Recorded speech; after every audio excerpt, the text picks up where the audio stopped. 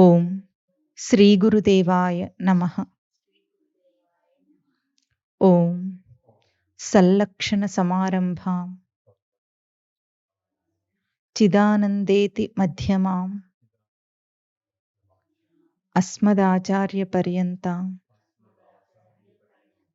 వందే గురు పరంపరాం. కో వా గురుః యో హి హితోపదేష్టా శిష్యస్తు కో శిష్యస్తు కః యో గురుభక్త ఏవ కో దీర్ఘరోగో భవ ఏవ సాధో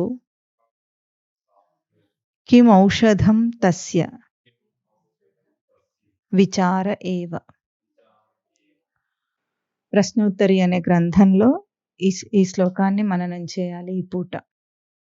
ప్రశ్నోత్తరి అనేది ఆది శంకరాచార్యులు వారు రచించిన గ్రంథం. ఇందులో అన్ని కూడా ప్రశ్నలు సమాధానాల రూపంలో శ్లోకాలు ఉంటాయి. శిష్యుడు ఎటువంటి ప్రశ్నలు అడగాలి గురువును, ఎటువంటి సమాధానాలు వస్తాయి అంటే, దీనికి మనం ఒకటి చెప్పుకుంటున్నాం ఏమిటంటే, మనిషికి అసలు ఏం ప్రశ్న అడగాలో కూడా తెలియదు. గురువు సన్యాసులు కనిపిస్తే చాలామంది లోకంలో ఎట్లా ఉంటారు, మా పిల్లకు పెళ్లి కావట్లేదండి ఎప్పుడవుతుంది అని అడుగుతారు. సన్యాసిని అడగదగిన ప్రశ్న అది. ఒక జ్ఞానిని సన్యాసిని తుచ్చమైన సాంసారిక విషయమునందుకు సంబంధించిన ప్రశ్నలే అడుగుతారు కానీ జ్ఞానానికి సంబంధించి తను తరించటానికి సంబంధించి ఎటువంటి ప్రశ్న అడగాలో కూడా సామాన్యులకు సాధకులకు కూడా అర్థం కావు ఒక్కొక్కసారి. కనుక ఈ గ్రంథం ఏం చేస్తుందంటే, ఎటువంటి ప్రశ్న రావాలి జీవుడికి తను ఎదగటం అంటే బుద్ధిపరంగా అవగాహనను పెంచుకోవటానికి ఎటువంటి ప్రశ్న రావాలి. అసలు ఆ ప్రశ్నయే రాదు, అసలు మనిషికి ఊసే లేదు. ఎటువంటి ప్రశ్న రావాలి, ఏం సమాధానం వస్తుంది, సమాధానాన్ని బట్టి విచారణ ఎట్లా చేయాలి, ఈ ఊసు కూడా లేని వాళ్ళ కోసము ఈ గ్రంథాన్ని అందించారు శంకరాచార్యుల వారు. చాలా ఉత్తమమైన గ్రంథము. సాధకుడికి ఎన్నో ప్రశ్నలు ఉన్నవన్నీ కూడా అందులో మబ్బులు తొలగితే ఎట్లాగైతే సూర్యరశ్మి అందుతుందో అట్లా ఎన్నో సందేహాలన్నీ కూడా తేట తెల్లమవుతూ ఉంటాయి. అటువంటి ఈ ప్రశ్నల్లో మనం ఇప్పుడు 7వ శ్లోకం 22వ ప్రశ్నకు వచ్చాం. 7వ శ్లోకం దాకా వచ్చాం. ఇప్పుడు ప్రశ్న ఏమిటి, ఇక్కడ ఈరోజు ప్రశ్న ఏమడుగుతున్నారు, గురుహు కహ వా, గురువు అంటే ఎవరు అని అడుగుతున్నారు. సూటిగా సమాధానములు ఉన్నాయి ఇందులో. ఏమిటది, యహ హి హితోపదేష్టాః సహ హి గురుః. అంటే ఎవరు హితోపదేశం చేస్తారో, హితోపదేశం అంటే మామూలు అర్థమైతే ఎట్లాగంటే తనకు మంచి శ్రేయస్కరమైన దాన్ని ఉపదేశం చేస్తారో వారే గురువు అంటుంది ఆ ప్రశ్న సూటైన సమాధానం. రెండవ ప్రశ్న ఏమిటి ఇవాళ, శిష్యః తు కః, మరి శిష్యుడెవరు అని అడిగారు. గురుభక్త ఏవ యహ గురుభక్త ఏవ సహ శిష్యః, అంటే ఎవరు గురుభక్తి కలవాడో వాడు శిష్యుడు అంటున్నారు. తర్వాత ప్రశ్న ఏమిటి, దీర్ఘరోగః కః, దీర్ఘరోగం ఏది అని అడుగుతున్నారు. అంటే సాధో భవః ఏవ దీర్ఘరోగః. హో సాధువో అని సంబోధన చేస్తున్నారు. సాధు అంటే సాధువా అని, సాధకుడా అని అర్థము. భవరోగమే దీర్ఘరోగం అట. అంటే భవరోగం అంటే సంసారమే దీర్ఘరోగం అని చెప్తున్నారు. తర్వాత తస్య ఔషధం కిం, మరి ఆ రోగానికి ఔషధం ఉండాలి, మందు ఉండాలి కదా, దానికి ఔషధం ఏమిటి అని అడిగారు. అప్పుడు ఏం చెప్పారు, విచారః అన్నారు. విచారః ఏవ అంటే విచారణయే ఈ సంసారానికి రోగానికి ఔషధం మందు అని చెప్తున్నారు. ఇది క్లుప్తంగా అక్కడ అడిగిన ప్రశ్నలు సమాధానాలు. ఈరోజు మనము ఒక్కొక్క ప్రశ్నను కూడా విచారపూర్వకంగా మననం చేసుకుందాం. ముందు గురువు అంటే ఎవరు అంటే, లోకంలో బోళ్ళంతమంది గురు శబ్దం ఎంత బాగా విచ్చలవిడిగా ఉపయోగిస్తారంటే, ఏం గురువు ఎట్లా ఉన్నావు అని అంటారు. అంటే ఎవరినైనా ఊరికే పలకరించడానికి కూడా అంటారు కదా, అంటారు. అట్లా దగ్గర నుండి గురు శబ్దాన్ని ఎంత దాకా పాడు చేసుకోవాలో అంత దాకా పాడు చేసుకున్నాడు మనిషి. ఆ తర్వాత ఇంకా గురువులు ఎట్లా ఉంటారు, లోకంలో ఏది నేర్పించినా నువ్వు నాకు ఒక సలహా ఇస్తే నువ్వు నాకు గురువు అని దండం పెట్టేస్తాడు. అంతే కదా. అంటే ఏ సందేహం వచ్చినా దేనికైనా ఏ పిచ్చిదానికైనా సరే వాడు సమాధానం ఇస్తే గురువే అని ఓ దండం పెట్టేస్తాడు. కృతజ్ఞతా భావంతో ఉంటాడు. ఎందుకంటే సమస్య తీర్చాడు కదా, అందుకే కృతజ్ఞత ఉంటుంది. అట్లా కూడా గురువులే అందరూ. ఇంకా తర్వాత ఇంట్లో పెద్దవాళ్ళు ఉంటారు. ఏదొచ్చినా సరే వాళ్ళ అనుభవంతో నేను సమాధానం చెప్తానన్నట్టు. అంటే వాళ్ళ అనుభవం ఫెయిల్ అయినా సరే వాళ్ళకి ఆ గుర్తింపు ఉండదు. లోకంలో అలాంటి సమస్యలు వాళ్ళ జీవితకాలంలో ఎన్నో వచ్చుంటాయి పెద్దవాళ్ళకు. అటువంటివన్నీ తీర్చుకున్నామని వాళ్ళు అనుకుంటారు. అనుకొని వాళ్ళు చేసిన పనే సమాధానంగా వీళ్ళకి చెప్తారు. వాళ్ళు ఫెయిల్ అయ్యారు, వీళ్ళని కూడా ఫెయిల్ చేస్తారు. అంటే పరంపరగా అందరూ ఫెయిల్ అవుతూ ఉంటారు. వాళ్ళు కూడా గురువులే ఇంట్లో.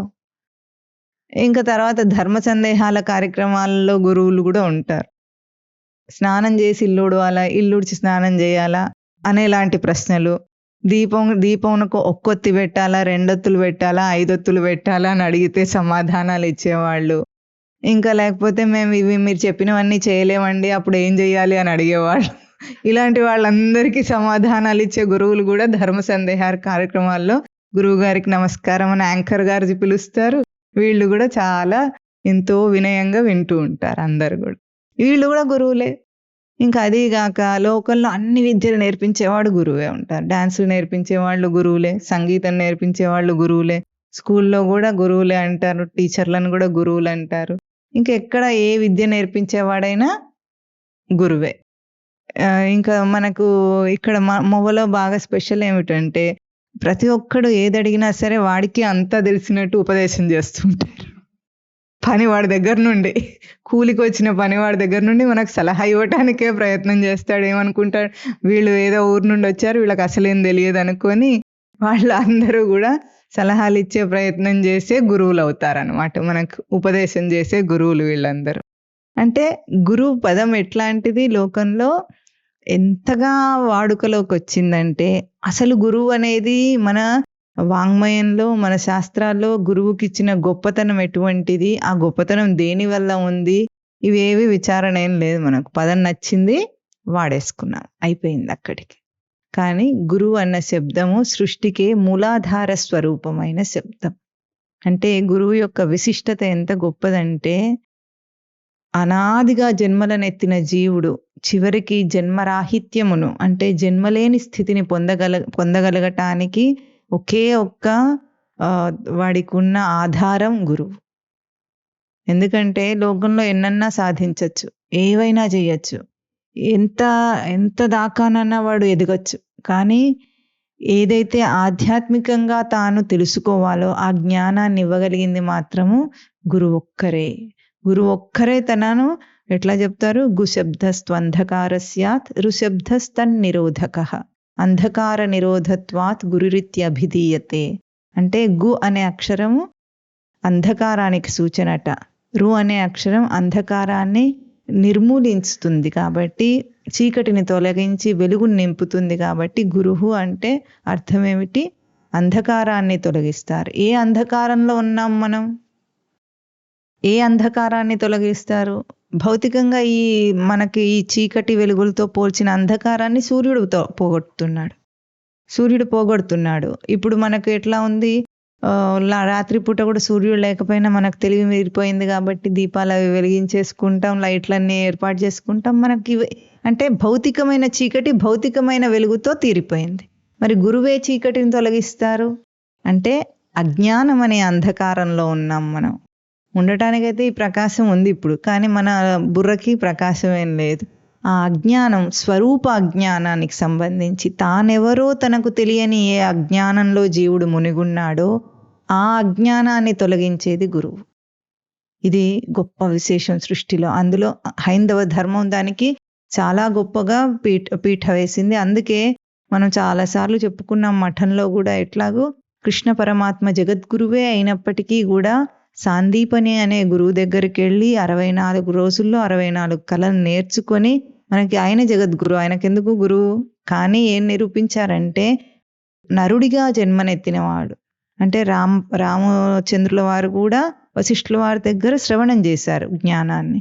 మరి ఇద్దరు జగద్గురువే 2 అవతారాల్లో వచ్చినప్పటికీ కూడా గురువు అవసరం ఎందుకు వచ్చింది అంటే మనం గుర్తించాలి, గురువు లేక గుడ్డి విద్య. గురువు లేకుండా చేసేది గుడ్డి విద్య. అంటే తడుముకొని వెళ్ళినట్టు ఉంటుంది. అట్లా కాకుండా నేరుగా నీకు జ్ఞానం అనే కంటి చూపునిచ్చే, ప్రకాశాన్ని ఇచ్చేది గురువు. జగద్గురువే అయినా సరే దేహంతో, అంటే దేహధారిగా మానుష దేహంతో నరుడిగా అవతరిస్తే గురువు లేకుండా తరించలేడు అన్నది నిరూపించటానికే 2 అవతారాల్లో కూడా స్వామి గురువు దగ్గరికి వెళ్ళి శ్రవణం చేసినట్లుగా చూపించారు. జగద్గురువుకి గురువు అక్కర్లేదు. మన కోసం, మనకు ఆదర్శంగా చూపించటానికి ఆ ఉదంతాలు ఉన్నాయి. అట్లాగే హైందవ ధర్మం చాలా గొప్పగా పెద్ద పీట వేసింది గురు శబ్దానికి, గురు తత్వానికి కూడా. గురువు అనేది మనం ఏమనుకుంటామంటే ఒక భౌతిక రూపం అనుకుంటాం. ఎందుకంటే మనకు కనిపించేది భౌతికమే కదా. ఇప్పుడు మనము గురువు అని అట్లా అనుకుంటున్నాం, కానీ మనకు కృష్ణ పరమాత్మ ఉన్న కాలంలో మనం ఉన్నాం అనుకోండి, మనం గుర్తిస్తామేమిటి? అందరు గుర్తించారా? అప్పుడు కృష్ణుడు అవతరించి ఉన్నప్పుడు గుర్తించిన వాళ్ళు చాలా తక్కువ మంది, వేళ్ల మీద లెక్కబెట్టే వాళ్ళ అంతమంది మాత్రమే, వేళ్ల మీద లెక్కబెట్టగలిగినంత మంది మాత్రమే కృష్ణుడు పరమాత్మ అని ఆ సమయంలో గుర్తించగలిగారు. బుద్ధుడు పరమాత్మ అని ఆ సమయంలో ఎంతమందికి తెలుసు? రాముడైతే నరుడిగానే ఉండటం అనేది ఆయన అవతార విశేషంలో ఉన్న నిబంధన, నరుడిగా మాత్రమే ప్రవర్తించాలని. అయినా ఋషులు గుర్తించారు, మహాత్ములు గుర్తించారు ఆయన పరమాత్మ స్వరూపం అని. అందరూ గుర్తించలేరు. అట్లాగే పరమాత్మే దిగొస్తే మనకు మనిషిలాగానే కనిపిస్తాడు. ఎందుకు? మనలాగానే తింటున్నాడు, మనలాగానే స్నానం చేస్తున్నాడు, మనలాగానే విరేచనం అవుతుంది, మనలాగానే దేహానికి సమస్యలు వస్తున్నాయి, మనలాగానే మందులు వేసుకుంటున్నాడు అని అనుకుంటారు. మనలాగానే ముసలితనం వస్తుంది, దేహానికి వస్తుంది. కానీ అది ఒక అతీతమైన స్వరూపమని గుర్తించే శక్తి ఎంతమందికి ఉంటుంది? ఎందుకంటే భాష మనదే, అన్నీ మనలాగానే కనిపిస్తున్నాయి. జ్ఞానమేమో కంటికి కనిపించదు కదా. జ్ఞానాన్ని, గురువులో ఉన్న జ్ఞానాన్ని దర్శనం చేయాలంటే దానికి కొంచెమన్నా మనకు కూడా తేజస్సు ఉండాలి దర్శనం చేయటానికి. అట్లా ఉంది కాబట్టి లోకంలో గురువు అనే పదము ఎంత విశిష్టమైందైనా సరే, ఇప్పుడు లోకంలో ఎంతమంది గురువులు లేరు? ఉన్నారా లేరా? ఉన్నారు, మహాత్ములు కూడా ఉన్నారు. బుద్ధుడు అవతరించినప్పుడు, బుద్ధుడు ఉన్న కాలంలో బుద్ధుడిని తిట్టిన వాళ్ళు ఎక్కువ, చాలా మంది తిట్టిన వాళ్లే. బుద్ధుణ్ణి అనుసరించిన వాళ్ళు వేలల్లో ఉన్నారు. కానీ ఆయన ఎవరినైతే బ్రహ్మచారులుగా తయారు చేసుకుంటున్నాడో వాళ్ళ వల్ల కుటుంబాల వాళ్ళందరూ తిట్టుకుంటూ కూర్చున్నారు, మా పిల్లల్ని అందరినీ పట్టుకెళ్ళిపోతున్నాడని. అంటే వాళ్ళు పరమాత్మగా గుర్తించలేకపోయారు. అటువంటిది ఇంకా గురువుకి ఎటువంటి గతి ఉంటుందో మన లోకంలో, మన దేశంలో బాగా చూడొచ్చు. ఇంకా ఎందుకంటే ఎవరు పఠించుకోరు, వాళ్ళ గోల వాళ్ళదే. కానీ ఆయన చెప్పే ఆ జ్ఞానం యొక్క విలువ తెలియాలి. ఇప్పుడు రత్నాల వ్యాపారికి వజ్రం యొక్క విలువ తెలుస్తుంది, కానీ రత్నాలను గుర్తించలేని వాడికి గాజురాయి లాగా ఉంటుంది. ఇప్పుడు మనం ఉన్నాం అనుకోండి, ఒక డైమండ్ నెక్లెస్ ఏదో కొనుక్కోవాలి. మనము డైమండ్ షాప్లో షాప్ వాడిని నమ్మి అతని మీద నమ్మకంతో కొనుక్కుంటామా? మనకేమైనా తెలుసా? నకిలీది పెడితే ఏం చేస్తాము? అంతే, ఆ షాప్ మీద నమ్మకంతో అక్కడ కొనేసుకుంటాం. అట్లాగే ఉంటుంది. అంటే దాన్ని పరికించి చూడడానికైనా దాని యందు జ్ఞానం ఉండాలి కదా మనకు. అట్లా ఉంటే గుర్తిస్తాడు ఎవడన్నా, లేకపోతే ఇంకెట్లా ఉంటుంది? ఇప్పుడు గతి అట్లాగే ఉంటుంది. మన దేశంలో ఇంకా ఎక్కువ. ఎందుకంటే మన దేశంలోనే గురు శిష్య పరంపర యొక్క విశిష్టత ఉంది, భారతీయ సంస్కృతిలో ఉంది. కానీ అన్య సంస్కృతుల్లో అదంతా లేదు. అన్య సంస్కృతుల్లో లేని వాడికి తప్పేం లేదు. ఇంకా ఉండి కూడా లేకపోతే, అవకాశం ఉండి, విజ్ఞానం ఉండి, అంతా ఉండి కూడా అనుసరించకపోతే అది దురదృష్టం అంటారు. వాళ్ళకి ఎట్లాగూ లేదు. కనుక గురువు యొక్క విశిష్టత చాలా గొప్పది. అయితే ఇక్కడ శిష్యుడు ఏమని అడుగుతున్నాడు? గురువు ఎవరు అని అడుగుతున్నారు. గురువు అంటే ఎవరు అని అడుగుతున్నాడు. ఎవరు గురువు అంటే, ఇంతదాకా మనం చెప్పుకున్నాం బోళ్ళంతమంది గురువులను. వాళ్ళందరూ గురువులు ఎందుకు కాదు? ఎందుకు అందరూ గురువు అనే ఒక పదం అంటే అది ఒక స్థానం, అధిరోహించవలసిన స్థానం. ఆ స్థానానికి ఎందుకు అందరూ అర్హులు గారంటే, లోకంలో అనుభవంతో చెప్పటము, వినికిడి జ్ఞానంతో చెప్పటం 2 వేరువేరుగా ఉంటాయి. ఎందుకంటే ఈరోజు శాస్త్రాలన్నీ పుస్తకాల రూపంలో మనకి ఎక్కడంటే అక్కడ అందుబాటులో ఉన్నాయి. వీడియోలు, ప్రవచనాల వీడియోలు కోకొల్లలు ఉన్నాయి మన ఆన్‌లైన్‌లో. అవన్నీ వింటారు. విన్నందువల్ల ధారణా శక్తి ఉంటే తిరిగి చెప్పొచ్చు. కానీ ఎవరు సాధన చేత, తపస్సు చేత, గురు శుశ్రూష చేత, శాస్త్ర అధ్యయనం చేత అనుభవంతో తెలుసుకున్న వాళ్ళు ఉన్నారో వాళ్ళు చెప్పింది ఎదుటివాడికి సూటిగా అందుతుంది. ఎందుకంటే అనుభవంతో చెప్పిన మాటకు విలువ ఉంటుంది. అనుభవం లేకుండా చెప్పిన మాటకు పూర్తిగా విలువ ఉండదు. ఇప్పుడు ఒక డాక్టర్ ఉన్నారనుకోండి. డాక్టర్‌ని రోగం గురించి చెప్పమంటే, ఆరోగ్యం గురించి చెప్పమంటే బాగా చెప్తాడా? రోగం గురించి చెప్పమంటే బాగా చెప్తాడా? ఆరోగ్యం గురించి డాక్టర్ ఏం చెప్పడు. రోగం గురించి చెప్తాడు. ఎందుకు? ఆయనకు మెడిసిన్‌లో నేర్పించింది రోగాల గురించిన వివరణ. టైఫాయిడ్ రోగము, దాని రోగ లక్షణాలు, వాడికి ఏం మందు ఇవ్వాలి, అది ఎట్లా మానిపోతుంది, ఇది వాడికి నేర్పించారు. అట్లాగే డయాబెటీస్ అంటే ఏమిటి, రోగ లక్షణాలు తెలుసు వాడికి. ఇవన్నీ చదువుకున్నాడు వాడు. అనుభవ జ్ఞానం ఉందా అక్కడ? ఏం లేదు. ఎందుకంటే అనుభవం అయినది ఎప్పుడవుతుంది? హస్తవాసి అంటే నాడి చూడగలిగితే హస్తవాసి అవుతుంది. కానీ లేకపోతే ఇప్పుడు మన డాక్టర్లు ఉన్నారు. ఇప్పుడు ఏమైంటే ముందు కాలంలో కాస్త బీపీ చూసి స్టెథోస్కోప్ పెట్టి గుండెనైనా కొట్టుకునడం కాస్త చూసి పరిశీలించి కొన్ని ప్రశ్నలు అడిగి ఏమైనా ఉండేది. ఇప్పుడు మనం డాక్టర్ దగ్గరికి వెళ్ళగానే ఏం చేస్తాడంటే, మన సమస్య వినగానే ఇంత పెద్ద లిస్ట్ ఇస్తాడు. అన్ని టెస్ట్లే ఉంటాయి అందులో. మళ్ళీ ఆ టెస్ట్లో రిపోర్ట్ ఇస్తాడు. ఆ రిపోర్ట్లో వాడు చెప్పేది ఏమిటి మనకు కూడా తెలుస్తూనే ఉంటుంది. వాడు మార్క్ చేసి ఇస్తారు ఏవి అస్తవ్యస్తంగా ఉన్నాయి. దాన్ని బట్టి వాడు చదువుకున్న దాంట్లోంచి ఒక 4 టాబ్లెట్ల పేర్లు తీస్తాడు, రాసి ఇచ్చేస్తాడు, అయిపోయింది. దీని అనుభవ జ్ఞానం అన్నారు. అందుకే అల్లోపతి ఏడ్చినట్టు ఉంది ఇప్పుడు. ఎందుకంటే గుడ్డివాడు బాణం వేసినట్టు ఉంది. తగిలితే తగులుతుంది, పోతుంది. అప్పుడు మనం ఎందుకు తగలేదు అని అన్నాం అనుకోండి. ఇప్పుడు మొన్ననే వీడు 3 కేసులు విన్నాడు. సరిగ్గా 3 రిపీటెడ్గా అవే. టెస్ట్లన్నీ చేశారు. టెస్ట్లన్నీ నార్మల్గా ఉన్నాయి. మరి నా సమస్యకు పరిష్కారం ఏమిటంటే వాడికి సమాధానం లేదు. ఎందుకంటే టెస్ట్లు నార్మల్గా ఉన్నాయి. సమస్యకు టెస్ట్ అన్నాడు, టెస్ట్ చేయించాం, టెస్ట్లన్నీ నార్మల్గా ఉన్నాయి. ఇప్పుడు ఏమిటంటే మరి నాకు కడుపు నొప్పి అయితే తగ్గలేదు, నాకు నీరసం అయితే తగ్గలేదంటే వాడు ఏం చెప్తాడు? తెలిసిన 2 పేర్లు ఎవరో రాసిస్తాడు, పో అంటాడు. తర్వాత మనం అడగటానికి ఇంకేం లేదు. ఇది అల్లోపతి డాక్టర్ యొక్క అనుభవం లేని జ్ఞానం. అదే ఆయుర్వేదం డాక్టర్ అయితే ఏం చేస్తాడు? అనుభవం అంటే అట్లా ఉంటుంది. ఆయుర్వేదం ఎప్పుడూ కూడా కేవలము వైద్య విద్యను నేర్చుకొని చేసేది కాదు. అది కాస్త అనుభవంతో, తపస్సుతో కూడింది. ఎందుకంటే అది మన సనాతన వైద్య పరిస్థితి కాబట్టి. ఎట్లా ఉంటుంది? నాడి చూసి చెప్పగలరు. నాడి చూసి వెంటనే చెప్పేస్తారు ఏముంది అని. మనం రోగలక్షణాలు మనం చెప్పక్కర్లేదు. అక్కడ హైదరాబాద్లో ఒక ఉండేవారు, ఇప్పుడు ఉన్నారో కాలం చేశారో తెలియదు కానీ, రంగాచారి గారని. ఆయన అయితే అసలు తాకక ముందే ఉన్నవన్నీ మన ఒంటి మీద ఉన్న, వీపు మీద ఉన్న మచ్చలు కూడా చెప్పేస్తారు. అది తపస్సు అంటే, అది అనుభవ జ్ఞానం అంటే అది. కనుక గురువు ఎప్పుడు కూడా అనుభవ జ్ఞానంతో ఉంటే అప్పుడు తపస్సులోంచి వచ్చింది. మామూలు మాటలు చెప్పాలంటే మోటివేషనల్ స్పీకర్లు కూడా చెప్తారు భగవద్గీతని రోజున. భగవద్గీత అంత అలుసైన గ్రంథం ఇంకోటి లేనే లేదు. ఎవడు పడితే వాడు దాని మీద వ్యాఖ్యానం చేస్తారు. అది అంటే మనకేం కావాలి? అట్లాంటి వాళ్ళు ఎందుకు తయారయ్యారు? అది కూడా మనం ఆలోచించాలి కదా. ఎందుకు తయారయ్యారంటే, ఇప్పుడు అల్లోపతి డాక్టర్ రాజ్యం ఎందుకు వెళ్తాడో మీకు తెలుసా? పెయిన్ కిల్లర్లు ఇవన్నీ ఎందుకు ఇంత ప్రఖ్యాతి అయినాయో తెలుసంటే, మనిషికి వాడు ఏం చేయకుండానే మార్పు వచ్చేయాలనుకుంటాడు. వాడి టెండెన్సీ అదనమాట. కష్టపడకుండా ఇప్పుడు నాకు ఫలితం రావాలి. నొప్పి వచ్చింది, వెంటనే డాక్టర్ దగ్గరికి వెళ్ళి, డాక్టర్ మీరు ఏమన్నా చేయండి, నాకు నొప్పి తగ్గాలన్నాడు. అప్పుడు అలోపతి డాక్టర్ ఏం చేశాడు? చక్కగా పెయిన్ కిల్లర్ని కనుక్కున్నాడు. అదేం చేస్తుంది?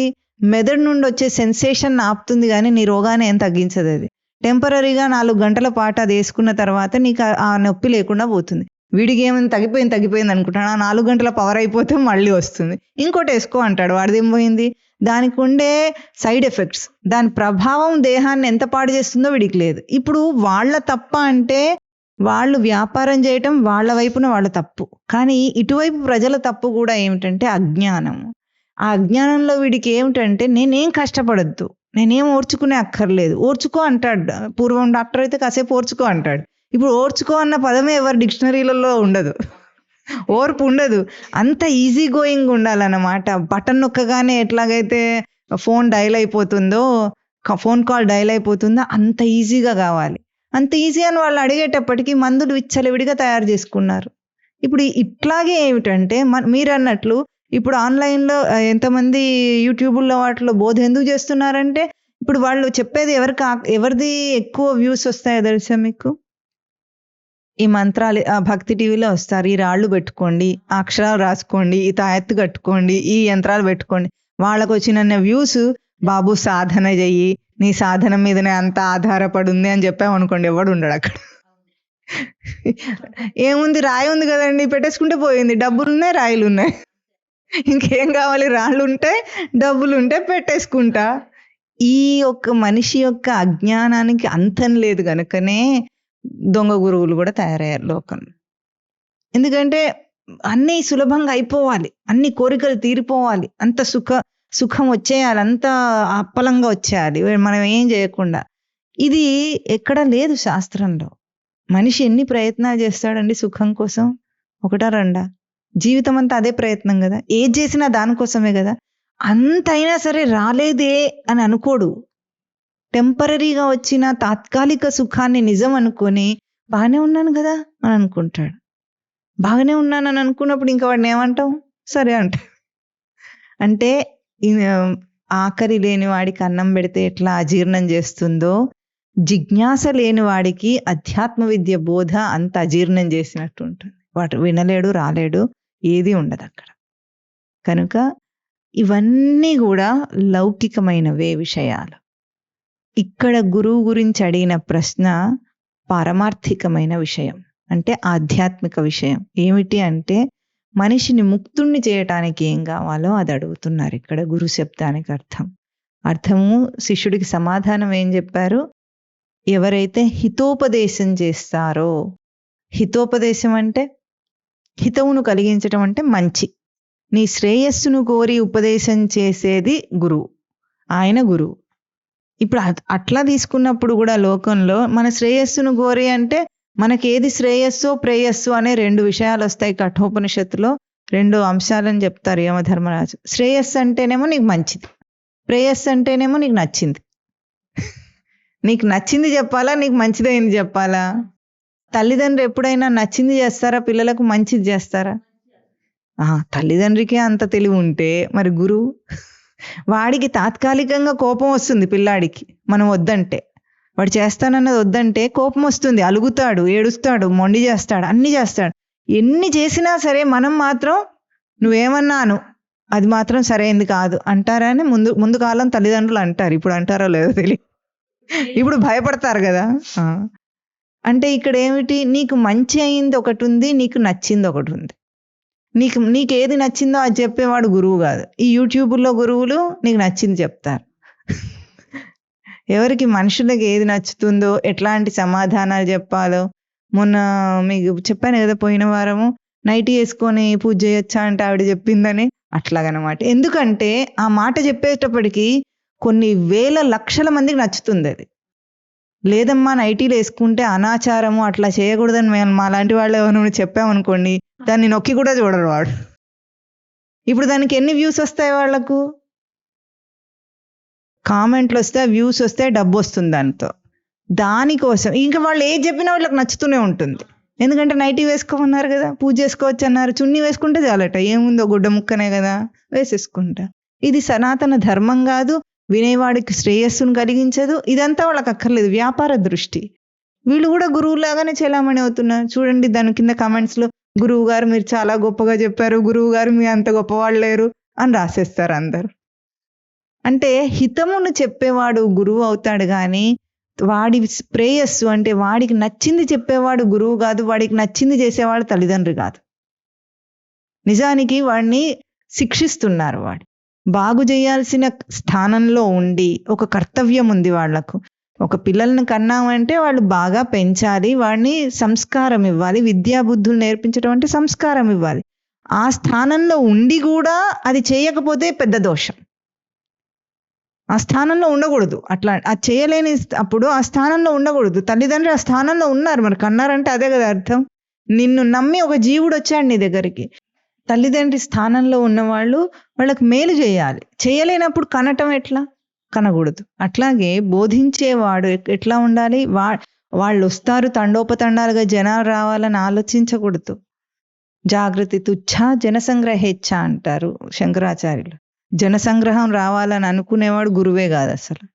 ఒక్కడైనా సరే సరైన వాడు ఉండాలనుకునేవాడు గురువు. అటువంటి వాళ్ళు హితోపదేశం అంటే నీకేది శ్రేయస్కరం. ఇది కూడా మామూలు అర్థమే, దాని తర్వాత అర్థం తీసుకుందాం. శ్రేయస్కరం ఏది మనిషికి, ఏది పొందితే ఇక మళ్ళీ అది నిన్ను విడిచిపెట్టి పోదో అది నీకు శ్రేయస్కరమైంది. ఇవాళ తిన్నది ఉండటం లేదు. ఇవాళ ఒక బట్ట కట్టుకున్నాం, ఉంచుకోవట్లేదు మనం. ఇవాళ ఒక ఇల్లు కట్టుకున్నాం, అది ఎప్పటికీ సంతోషాన్ని ఇవ్వటం లేదు. కట్టుకున్నప్పుడే సంతోషం, తర్వాత అంతా బాధ దాంతో. దానికి చాకిరి చేయలేక లేకపోతే ఏదో ఒకటి కదా, ఆ సంతోషం అయితే ఉండదు. ఏది చేసినా సరే అది నీతో ఉండటం లేదు. మరి ఏది తెలుసుకుంటే ఇంకా మళ్ళీ ఇహపరలోకాల్లో కూడా తెలుసుకోవాల్సింది ఏది లేదో, మళ్ళీ ఆ జీవుడు జన్మనే ఎత్తడో, ఈ జన్మ పరంపరలో ఈ పునరపి జననం పునరపి మరణంలోకి రాకుండా ఉంటాడు, అది వాడికి శ్రేయస్కరమైంది. అంటే వాడు ఎదుగుతాడు, అంటే బుద్ధి చేత ఎదుగుతాడు వాడు. ఇది చెప్పేవాడు గురువు అవుతాడు. హిత శబ్దానికి అర్థం డూధాయ్ ధారణ పోషణయోహు ధాతు. హిత శబ్దానికి అంటే హితం అంటే ధారణ పోషణని ఇవ్వగలిగింది హితం. ఒక్క మాట, గురువు మాట నీకు ధారణ ఇవ్వగలగాలి, అది నీ బుద్ధిని పోషించగలగాలి. ఇప్పుడు మనం మొక్కలను పోషించటం అంటాం, అంటే ఏం చేస్తాం? నీళ్లు పోస్తాము, వాటి సంరక్షణ చేస్తాం. ఇది పోషణ అంటే అంతే కదా. పిల్లలకు ఊరికే తిండి పెట్టట్లేదు, సంరక్షణ చేస్తున్నాం మనం. అట్లాగే ఏ ఒక్క మాట నీకు గురువు యొక్క వాక్యము బోధ నీకు ధారణనిస్తుంది. ధారణ అంటే ఏమిటి? ధరించటం అంటే బుద్ధిలో దాన్ని నిలుపుకోవటం, చెవిలో కాదు. ఇప్పుడు మనం విన్న మాటలు ఎక్కడ దాకా వెళ్తాయి? మనసులోకి బుద్ధిలోకి వెళితే అవి మాటలు. లేకపోతే ఏమంటావు, ఈ చెవి నుండి విన్ని ఆ చెవి నుండి వదిలేశాడు అంటే అది బుద్ధిలోకి వెళ్ళలేదు, ధారణ కాలేదు. ఈ గాలి మాటలు అలాగా ఉంటాయి. బోధ ఎప్పుడు ఎట్లా తీసుకోవాలి శిష్యుడు? అది తీసుకుంటే అది ధారణ కావాలి, ఆ మనసులోకి బుద్ధిలోకి చేరి బుద్ధిలో పరివర్తన రావాలి, మార్పు రావాలి. ఈ పరివర్తన మార్పు వస్తే అది ధారణ దాకా వెళ్ళినట్టు. అది వాడిని పోషణ చేస్తుంది, అంటే సంరక్షణ చేస్తుంది. ఆ ఒక్క మాట చాలు వాడిని రక్షించడానికి. ఇది గురువు చేయగలిగిన పని, చేయవలసిన పని. అది చేసిన వాడే గురువు. ఎవరు చేస్తారో అంటే నీ బుద్ధి ఎదుగుదలకు కావలసిన ఏ హితోపదేశం చేస్తారో వాళ్ళు గురువు అవుతారు, లేకపోతే గురువు గారు.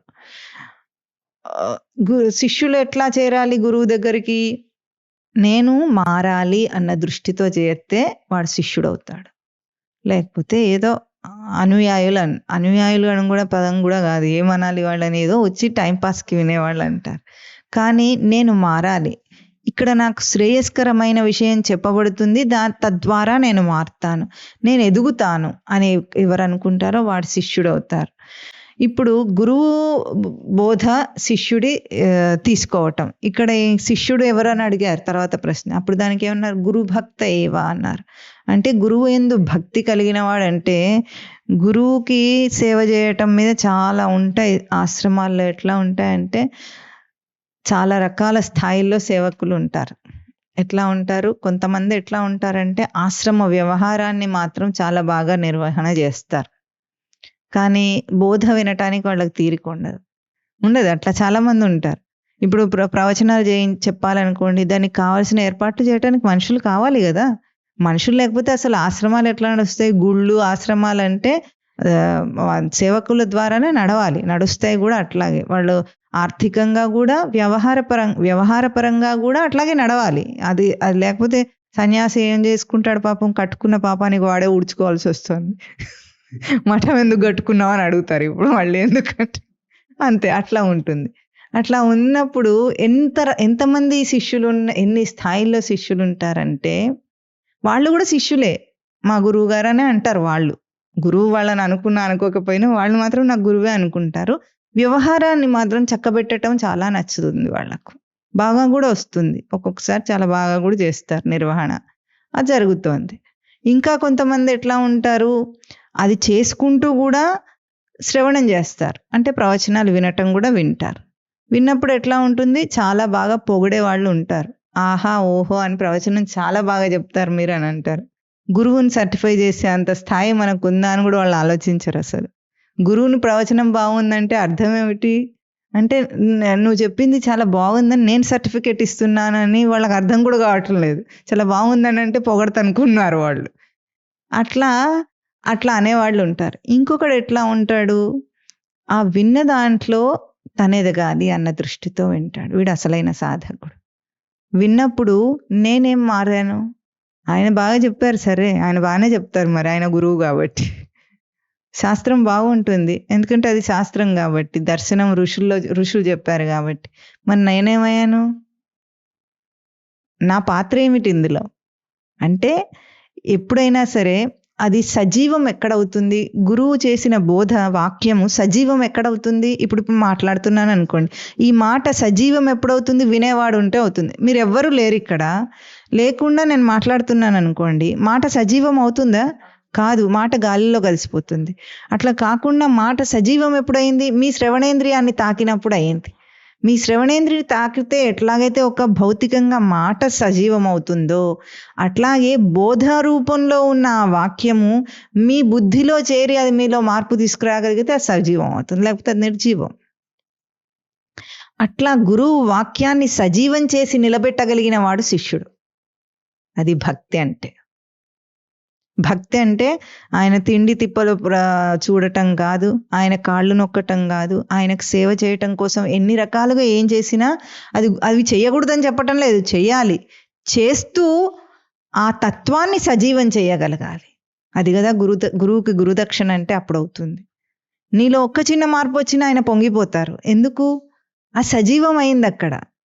సృష్టి యొక్క రూపం సజీవ రూపం కానీ నిర్జీవం కాదు, జడ రూపం కాదు. సృష్టి జడం కాదు, చైతన్య స్వరూపం. బోధ జడం కాదు, చైతన్య స్వరూపం. మనుషుల రూపంలో సజీవం కావాలి, అనుసరించేవాడి రూపంలో సజీవం కావాలి. ఆ రోజు వాడు శిష్యుడనే ఆ పదానికి అర్హుడవుతాడు. ఇక్కడ ఎట్లా ఉంటుందంటే, శిష్యులు పనిచేస్తుంటారు, గురువులు కూడా మఠం కోసమే పనిచేస్తుంటారు. కానీ శిష్యుల పనితీరు ఎట్లా ఉంటుంది, గురువు పనితీరు ఎట్లా ఉంటుందంటే, శిష్యుడు గురువును అనుసరించటానికి కారణం ఉంది. ఏమిటా కారణం, వాడు ఎదగాలి, శ్రేయస్సును పొందాలి, బోధన అనుసరించి నేను బాగుపడాలన్న కారణం వాడికి ఉంది. ఆలోచించండి, లోకంలో గురువులు ఎంత కష్టపడతారు. ఒక్కొక్క ఆశ్రమం మఠం పెట్టుకొని పుస్తకాలు రాసి గ్రంథరచన చేసి ప్రవచనాలు 100,000 చెప్పి వాళ్ళకి ఏమిటా ఆ లాభం ఏమిటో చెప్పండి, ఏమన్నా ఉందా? పోనీ శిష్యుల గొప్పతనం వల్ల వీళ్ళకి ఏమైనా గొప్పతనం వస్తుందా, వీళ్ళకి ముక్తి వస్తుందా? ఏది రాదు. అయినా చేస్తారు. నిర్హేతుక జాయమాన కటాక్షం అంటారు. గురువుకి కారణం లేదు. గురువు ఏ మఠాన్ని స్థాపించారో దానిలో ఆయన సొంత లాభం ఏమీ లేదు, కేవలము లోకోద్ధరణ కోసం చేసే పని. దానికి శిష్యులని వెంటబడి పని చేయించుకోవటము, వ్యవహారం పని చేయించుకోవటము, బోధకు సంబంధించింది. ఇప్పుడు మీరు అనుకుంటారు, ఇప్పుడు ఇన్ని పుస్తకాలు ఉన్నాయి చూస్తున్నారా, ఒక్క పుస్తకం ప్రింట్ అవ్వాలంటే రాయటం అనేది వారి తపస్సు నుండి వస్తుంది. కానీ అది ప్రింట్ అవ్వటానికి చాలా వ్యవహారం ఉంటుంది అక్కడ. దాన్ని టైప్ చేసేవాడు కావాలి, ప్రూఫ్ రీడింగ్ చేసేవాడు కావాలి, మళ్ళీ దాన్ని ఫార్మాటింగ్ చేయాలి, ప్రింట్ చేయాలి, మళ్ళీ వాటిని సర్ది పెట్టుకోవాలి. ఇదంతా బయట భౌతిక వ్యవహారం. రాయటం అనేది వాళ్ళకి అభౌతిక తపస్సు, అది వాళ్ళ దర్శన రూపంలో అవలీల అది గురువుకి. కానీ దాన్ని బయటికి తీసుకొచ్చి వ్యవహారంలో ఎందుకు మనకు అందించాలనేది శాశ్వత స్వరూపాన్ని ఇస్తున్నారు బోధకు. ఒక గ్రంథ రచన అంటే బోధకు శాశ్వత స్వరూపాన్ని ఇవ్వటం. ఆ శాశ్వత స్వరూపాన్ని అందరికీ అందాలి. గురువు దేహంతో లేకపోయినప్పుడు కూడా ఆ బోధ అందరికీ అందాలన్న కేవలమైన నిర్హేతుకం, కారణం లేని ఒక లోకోద్ధరణ కార్యంగా చేస్తాడు గురువు. అందుకే ఇంత ఆశ్రమాలు నడిపించే వాళ్ళకి అలసట ఏముండదు. శిష్యులు అలసిపోతుంటారు.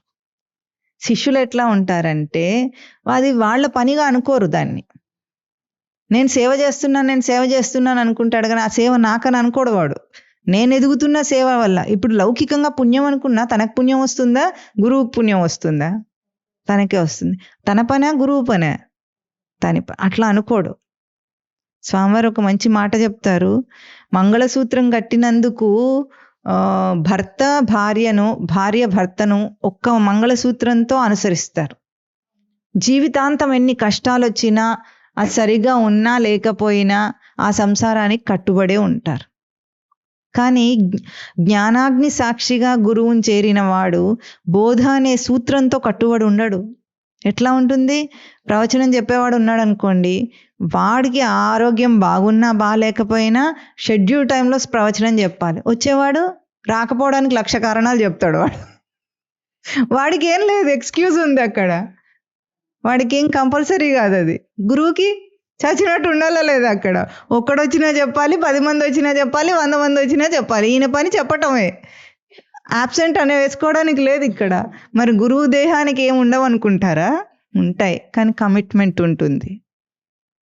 ఆ కమిట్మెంట్లో స్వార్థం ఉండదు, కారణం ఉండదు, కనుక వాళ్ళకి ఆ శక్తి ఉంటుంది. దేహం ఎంత చితకబడుతున్నా కానీ ఆ పని చేస్తారు. ఎందుకు చేస్తారు? వాళ్ళు చేస్తున్నానన్న కర్తృత్వ భావం వాళ్ళకు ఉండదు. కానీ శిష్యుడు అనుసరిస్తున్నప్పుడు వాడికి కర్తృత్వ భావం ఉంది. అందుకే వాడికి భారం అవుతుంది సేవ చేయటం. ఎప్పుడైతే నా పని కాదనుకున్నాడో అది భారమే కదండి. పక్కవాడికి ఎంతసేపు చేస్తాం సహాయం? ఇష్టం ఉంటే చేస్తాం, లేకపోతే లేదు. తన పని ఇష్టంగా కష్టంగా ఎట్లాగైనా చేసే తీరుతాడు. చేయకుండా మానేయడు. పెళ్ళాం పిల్లల్ని పోషించడం ఎప్పుడైనా మానేస్తాడా? అది ఆ మఠానికి ఆశ్రమానికి విరాళం ఇవ్వాలంటే ఇస్తా, లేకపోతే ఖర్చులు తక్కువ ఉంటే ఇస్తా, లేకపోతే ఇవ్వను, అంతే. అంటే మనిషి దేనికి కట్టుబడి ఉన్నాడు? శిష్యుడికి గురువుకి అంత తేడా ఉంటుంది. ఎప్పుడు ఈ భావం లేకుండా గురువు, మనకు భగవద్గీతలో వస్తుంది, స్వామి తాను శంఖం ఊదుతూ అర్జునుడిని శంఖం ఊదిస్తాడు. అంటే నాతో సమానంగా నువ్వు ఊదు అన్నప్పుడు అర్జునుడు ఊదాడు కనుకనే స్వామి అర్జునుడికి సారథ్యం చేశాడు. ఇక్కడ మనం గురుదేవుడు శంఖం ఊదుతుంటే మనం మాత్రం ఇంకా సరిగ్గా వినను. ప్రవచనం విన్నామంటే లేదు, మనకు తీరిక ఉండదు. అంటే ఇప్పుడు లైవ్గా కాదు, మనకు రికార్డెడ్ ప్రవచనాలు కూడా ఉన్నప్పుడు కూడా విన్నావా అని అడిగితే గురువే 4 సార్లు గుర్తు చేయాలన్నమాట, అప్లోడ్ అయింది విన్నావా లేదా అని. అప్పుడు కూడా మనకు తీరిక లేదనే సమాధానం ఇచ్చేస్తాం చాలా తాపిగా. మరి భక్తి అంటారా? ఇది గురు భక్తేనా? శిష్య కో కహ గురు భక్త ఏవ. అది భక్తి అంటే. భక్తి అంటే వేరు భావన లేకుండుట.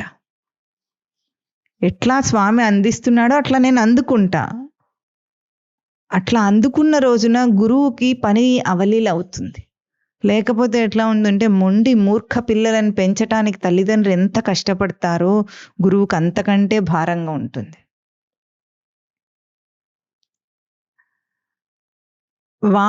వారి దృష్టికోణం వేరు చూపించేది, మనం చూసే దృష్టికోణం వేరుగా ఉంటుంది. ఒకసారి ఒక గురువు శిష్యులందరినీ తీసుకుని వెళ్తున్నాడట. అందరినీ తీసుకుని వెళ్తుంటే ఒక సన్నివేశం చూశారు. ఏమిటంటే ఒక వ్యక్తి ఒక గొడ్డుకు తాడు కట్టి తీసుకెళ్తుంటే గురువు అడిగాడట శిష్యులందరినీ, చూసారా అని అడిగాడు. చూసామంటే ఏం చూసారంటే ఒక వ్యక్తి ఒక గొడ్డుకి తాడు కట్టి తీసుకెళ్తున్నాడు గురువు గారు అని అంటే, ఇప్పుడు గురువు గారు ఒక ప్రశ్న అడిగారట, ఎవరెవరిని బంధించి తీసుకెళ్తున్నారు అని. ఇప్పుడు బంధించడం కదా తాడు కట్టడం అంటే. ఎవరెవరిని బంధించి తీసుకెళ్తున్నారు అన్నారు. మీరు చెప్పండి, ఎవరెవరిని బంధించారు? మనిషి గొడ్డును బంధించి తీసుకెళ్తున్నారు. వాళ్ళ శిష్యులు కూడా ఇట్లాగే చెప్పారు. కనిపించేది అదే కదా. అంటే కంటికి కనిపించే దాని వెనుక కనిపించని సత్యం, అంటే కనిపిస్తున్న దాని వెనుక కనిపించని సత్యం ఏదుందో అది గురువుకే తెలుస్తుంది. మళ్ళీ ఒక్కసారి ఆలోచించి చెప్పండి అన్నారట. మీరు కూడా ఒకసారి ఆలోచించి చెప్పండి, ఎవరెవరిని కట్టేసి తీసుకెళ్తున్నారు? మనిషి గొడ్డును కట్టేసి తీసుకెళ్తున్నాడు. ఇప్పుడు తాడు విప్పేస్తే ఎవరెవరు వెనకాల పరిగెడతారు చెప్పండి? గొడ్డు వెళ్ళిపోతుంది, మనిషి పరిగెత్తుతారు. ఇప్పుడు గొడ్డు వెనకాల మనిషి పరిగెత్తుతున్నారంటే ఎవరికి బద్ధులై ఉన్నారు? బంధం ఎవరికి ఉంది? ఇప్పుడు గొడ్డుకు బంధమేం లేదు, మనిషికి బంధం ఉంది. గొడ్డుకున్న బంధమేమో భౌతికంగా కనిపిస్తుంది, మనిషికున్న బంధం కనిపించట్లేదు, కానీ వాడు దాని వెనకాల పరిగెత్తుతాడు. అంటే ఎవరు బంధింపబడ్డారు? అది ఈ సత్యం మనకు తెలియదు.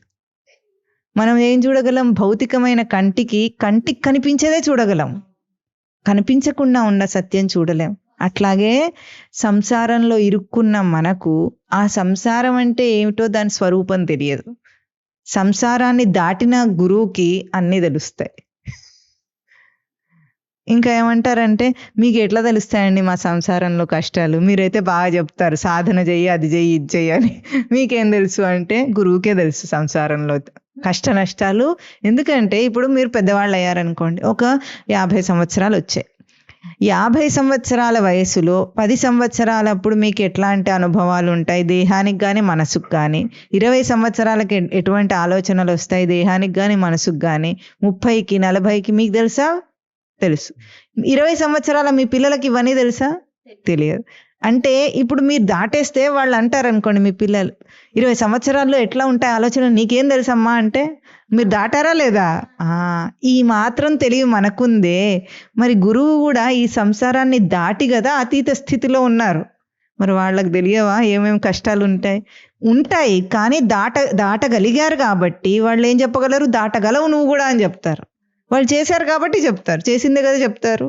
అందుకే సంసారాన్ని దాటు అంటున్నారంటే వాళ్ళు కూడా అదే సంసారంలో ఉండి సాధన చేసి దాటిన వాళ్ళు. సంసారం అంటే భార్యా పిల్లలు అనుకోకండి. మనిషి మనసును మించిన సంసారం ఇంకోటి లేదు. మనస్సే అన్నిటికీ కారణం. ఒక కథ చెప్పుకుందామా?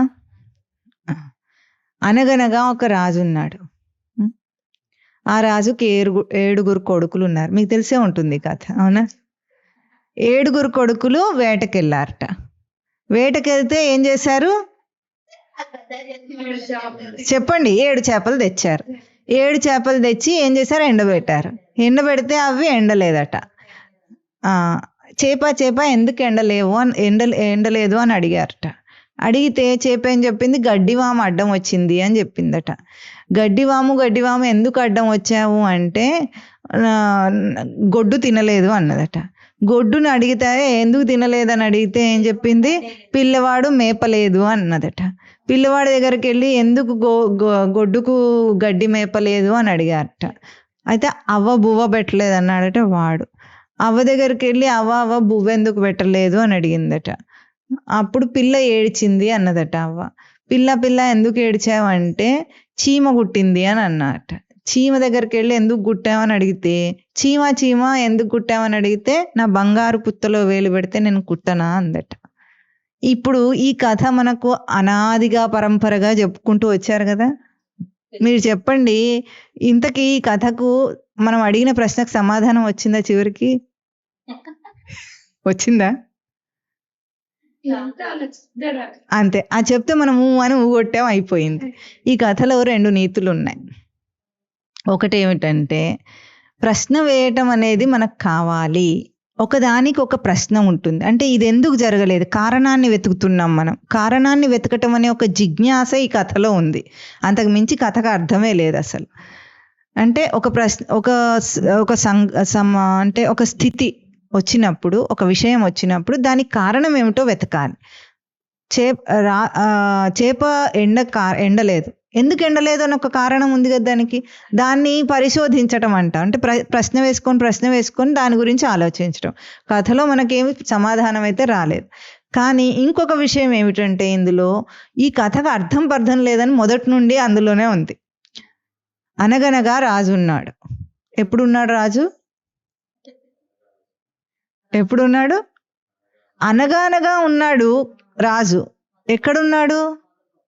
ఎక్కడ లేడు. కథలో ఉన్నాడు రాజు. రాజు లేడు. మనం అనుకుంటే ఉంటాడు. ఇది తెలుస్తుంది. రాజుకి 7 కొడుకులు ఉన్నారు. రాజకుమారులు ఎప్పుడైనా వేటకెళ్తే చేపలు పట్టుకుంటారండి?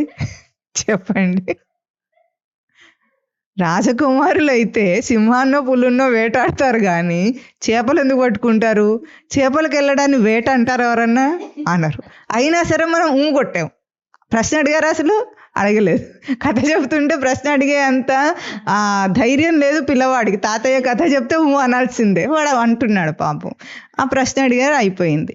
ఇప్పుడు వేటకెళ్ళిన వాడు చేపలు తెచ్చుకుంటే అట్లాగే తింటాడు కానీ ఎందుకు ఎండబెడతాడు అనే ప్రశ్న మనకు రాలేదు.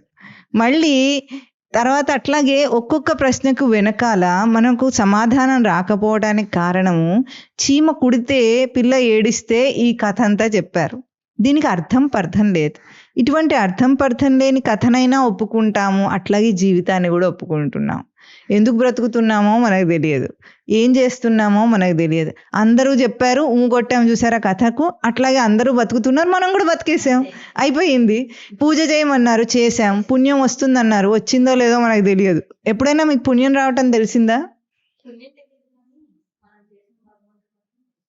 సరే, ఒకటి పుణ్యం వస్తుంది అనుకోనే కదా ఏదైనా చేస్తారు. పుణ్యం రావటం ఎప్పుడైనా చూసారా? ఫలితం ఎప్పుడైనా చూసారా? వస్తుంది. సరే, ఈ ఫలితానికి కూడా ఒక ఉపమానం చెప్పుకుందాం. ఇప్పుడు ఎవరైనా సరే గౌరీ పూజ చేస్తారు, మంగళకరంగా పెళ్ళిళ్ళ ముందు అన్నీ చేస్తారు కదా.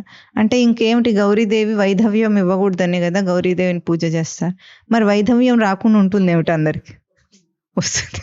అంటే ఈ పూజకు విలువలేదన్నా దాని అర్థమే. ఇక్కడ కూడా ఒక మంచి విశేషం ఏమిటంటే, మనం ఏదైనా లోకంలో గొప్పగా సాధిస్తే భగవంతుని అనుగ్రహం వల్ల వచ్చింది అంటాం. శిష్యుడు కూడా అట్లాగే ఎప్పుడైనా ఏదైనా గొప్పగా సాధించగలిగినప్పుడు గురువు అనుగ్రహం వల్ల వచ్చింది అంటాడు. చేయలేదనుకోండి, మనము చేయలేకపోయినప్పుడు ఎట్లా ఉంటుంది? దాని కర్మ అన్నారు మీరు ఇందాక. అంటే వాళ్ళ కర్మ ఉంటే అనుభవించక తప్పదు అని అంటాం. అంటే ఏదైనా పనిలో సక్సెస్ అనేది వస్తే అది భగవంతుడికి గురువుకి ఇచ్చేస్తాం ఆ క్రెడిట్ మన సంస్కృతిలో. అదే చేయగలిగినది ఏదైనా గొప్పగా చేయగలిగిన రోజు కూడా వాళ్ళ అనుగ్రహం అనే మాట మాట్లాడతాం కానీ ఇంకొకటి అన్నాం. చేయలేనప్పుడు నా ప్రయత్న లోపమే అంటాడు వాడు. ఏదో నేను చేసిన దాంట్లో ప్రయత్నంలో లోపం ఉంది కావాలను, అందుకే కాలేదని అంటాం. అవునా? ఇది కూడా చాలా గొప్ప విశేషం గురు శిష్యుల సంబంధంలో. ఎందుకంటే ఆ మాట ఎందుకు అట్లా అనాలి అని ఒక పిల్లవాడు అడిగాడు. ఈ మాట వీడిని ఒక పిల్లవాడు అడిగాడు. చేయగలిగినప్పుడేమో గురువుది పరమాత్మది క్రెడిట్, చేయలేకపోయినప్పుడు మాత్రం నాదే తప్ప అని అడిగాడు. వాడు చాలా జీనియస్ వాడు. ఇట్లాంటి ప్రశ్న వచ్చింది వాడికి. ఏదైనా సరే ప్రశ్నించి తెలుసుకోవటం అనేది వివేక లక్షణం. లేకపోతే గుడ్డితనం అవుతుంది. అది నమ్మకం, గుడ్డి నమ్మకం అవుతుంది. ప్రశ్నించి విచారణాత్మకంగా తెలుసుకోవాలి దాన్ని. ఆ ప్రశ్న అడిగితే ఒక్కటి, హిందూ ధర్మంలో ఇట్లా గొప్పగా ఎందుకుంది అంటే, ఏదైనా సరే చేయగలిగాడు, సక్సెస్ అయ్యింది, ఎదిగాడు అన్నప్పుడు అది గురువుకి పరమాత్మకి ఎందుకు ఆ క్రెడిట్ ఇస్తారంటే, అది తనకు అహంకారాన్ని కలిగించకుండా ఉండటానికి, వినయంగా ఉండటానికి, చేసినప్పటికీ వాడు చేయని వాడే అనే అకర్తా భావాన్ని అక్కడ అభ్యాసం చేయటానికి. అట్లాంటిది లౌకికంలో ఉంటుంది, గురు శిష్య పరంపరలో కూడా ఉంటుంది. గొప్పగా ఏదైనా చేసినప్పుడు మనది ఏమీ లేదు అక్కడ. గురువు అనుగ్రహం లేకపోతే మనం ఏది చేయలేము. ఎంతటి గొప్ప శిష్యుడైనా, ఎంతటి సాధన చేసే గొప్పతనం వాడికి ఉన్నా సరే గురువు అనుగ్రహం లేని వాడు ఏమీ చేయలేడు. అది ఎందుకు? అహంకారం రాకుండా ఉండటానికి ఆ మాట. తనకు తానే ఇగోని చంపుకోవటం. అంటే నమస్కారం కూడా అందుకే కదండి చేస్తాం. నేను వినయంగా ఒదుగుతున్నానంటే నా అహంకారాన్ని తీసేసుకుంటున్నాను. ఎక్కడ మనము వంగుతున్నామంటే అక్కడ అహంకారం చచ్చిపోతుంది. అది లెక్క. అదే ఒక విషయాన్ని సాధించలేకపోయినప్పుడు శిష్యుడు నాదే ప్రయత్న లోపం అనాలి. ఎందుకు అనాలి అంటే, అక్కడ ఒకవేళ నాది ప్రయత్న లోపం అనకుండా నేనంతా చేశాను, గురువు అనుగ్రహించలేదు అన్నాం అనుకోండి, ఇంకా వాడు ఎదగడు.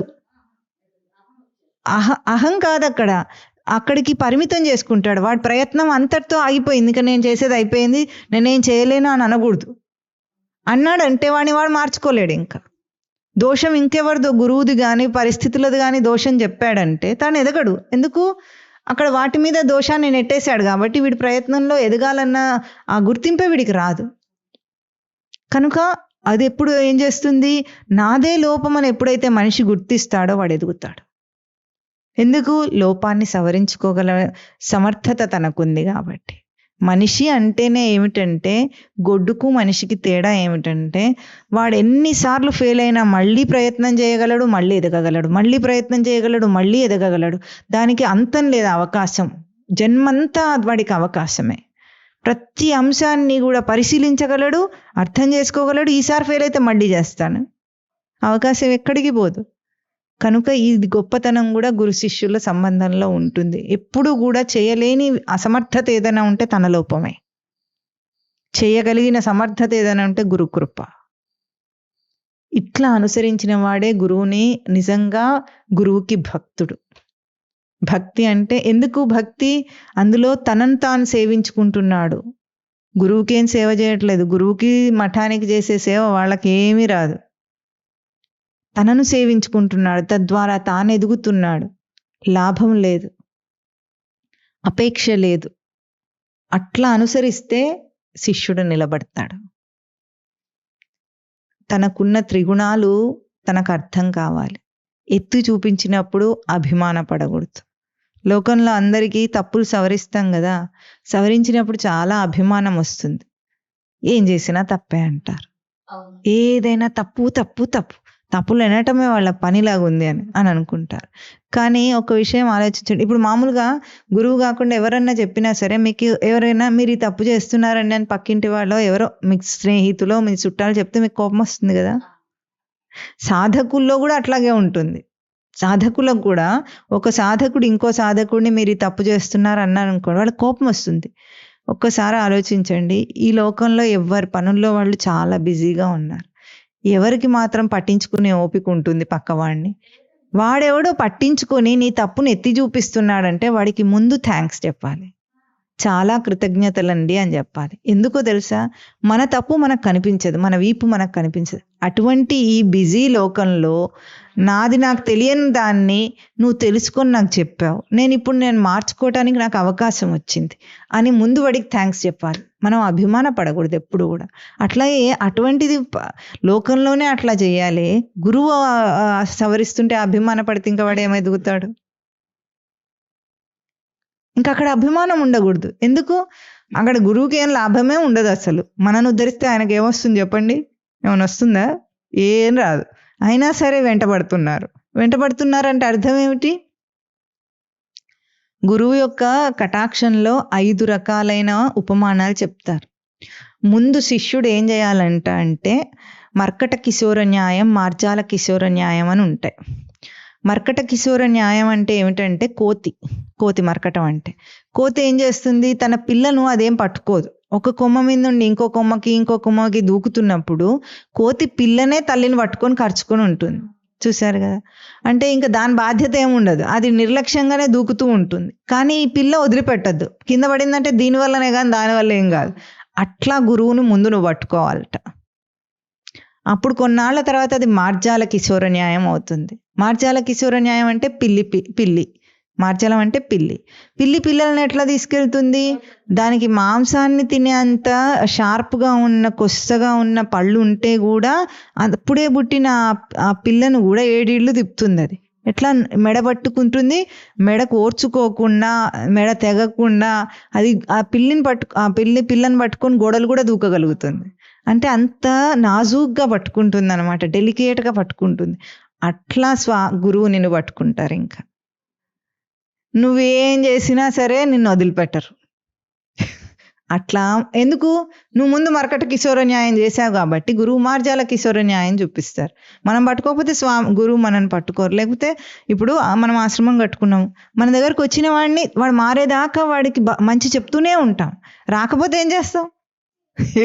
వాడు చెవులో పోసినా వినడు.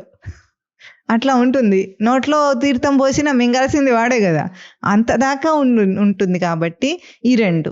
అయితే దీక్షను ఉపదేశం చేయటంలో కూడా 3 రకాలైన ఉపమానాలు చెప్తారు. గురువు దీక్ష అంటే గురువు యొక్క కృప అమితంగా ఉన్నప్పుడు 3 రకాల ఉపమానాలు చెప్తారు. ఒకటేమో స్పర్శ దీక్ష అంటారు, కుక్కుట న్యాయం అంటారు దాన్ని. స్పర్శ దీక్ష అంటే కోడి, కుక్కుటం అంటే కోడి. కోడి పిల్లని ఎట్లా పొదుగుతుందండి? గుడ్డు పెడుతుంది. పెట్టిన తర్వాత దాని మీద కాళ్ళు 2 వెడల్పు చేసి దాని మీద కూర్చొని దాని పొట్ట మీద ఉన్న వేడిని దానికి అందిస్తుంది. చూడండి, కోడికి ఇప్పుడు మనకంటే తల్లి గర్భంలో పిల్లవాడిని పెట్టుకున్నప్పుడు మనకు అంబలికల్ కార్డ్ అని ఉంటుంది. దాని ద్వారా తల్లి తినే పుష్టి ఆహారం అంతా వెళ్ళి లోపల శిశువు పెరుగుతుంది. ఇప్పుడు కోడి పొదుగుతున్నప్పుడు దానికి భౌతికంగా లింక్ ఏం లేదు, ఉందా? ఏం లేదు. 2 వేరువేరుగా ఉన్నాయి. అదొకటి గుడ్డు బయటకు వచ్చేసిందంటే అది వేరే పదార్థమే, అదొకటి కోడి దేహం వేరు. కానీ స్పర్శ న్యాయం చేత ఏం చేస్తుంది? ఆ గుడ్డు మీద కూర్చొని దాని వేడిని అందించి తన రూపాన్ని ఆ గుడ్డుకి ఇచ్చేస్తుంది. అంటే కోడిని తయారు చేయగలుగుతుంది. అట్లా గురువు స్పర్శ జ్ఞానం చేత, అంటే స్పర్శ ఎప్పుడు గురువు స్పర్శ అంటే భౌతికమైన స్పర్శ ఎట్లా ఉంటుంది? గురువు ఆశీర్వాదం అంటే కృపయే వాడికి ఆ స్పర్శ జ్ఞానాన్ని ఇస్తుంది. ఎట్లా వస్తుంది మరి? కోడి గుడ్డు మీద కూర్చున్నప్పుడు అంత ఒత్తిడిని ఆ గుడ్డు తట్టుకుంటుందా లేదా? మరి గురువు వెంట పడితే మనం కూడా తట్టుకోవాలి. ఇంకా నేను ఆయన దగ్గరికి వెళ్ళను పో అని అనకుండా ఆయన వెంట పడుతుంటే తట్టుకొని నిలబడగలిగిన వాడికైతే స్పర్శ అందుతుంది. దూరంగా అయితే స్పర్శ జ్ఞానం ఎట్లా వస్తుంది? ఎవరైతే ఈ కుక్కుట న్యాయంలో తట్టుకొని నిలబడతాడో ఆ స్వరూపాన్ని తదాకార ఆకారిత వృత్తి అంటారు. భ్రమర కీటక న్యాయం అంటారు దాన్ని. అంటే భ్రమరం కీటకాన్ని ఘింకారం చేత మార్చేస్తుంది ఎట్లాగో, అట్లాగే గురువుని అంటి పెట్టుకొని నువ్వు ఉంటే గురువు నిన్ను ఆ స్వరూపాన్ని ఇచ్చేస్తారు. గురువు తేజము నీకే సుమా, గురువు తేజము నీదే సుమా అని చెప్పినా కూడా తీసుకోరు ఎవరు. తన కోసమే ఉంది అది అంతా కూడా. ఇప్పుడు ఇది కుక్కుట న్యాయం. రెండవది ఏమిటంటే దీన్ని ఏమన్నా స్పర్శ దీక్ష అంటారు, స్పర్శ దీక్ష అంటారు దీన్ని. ఇంకొకటి ఏమో స్మరణ దీక్ష అని ఉంటుంది.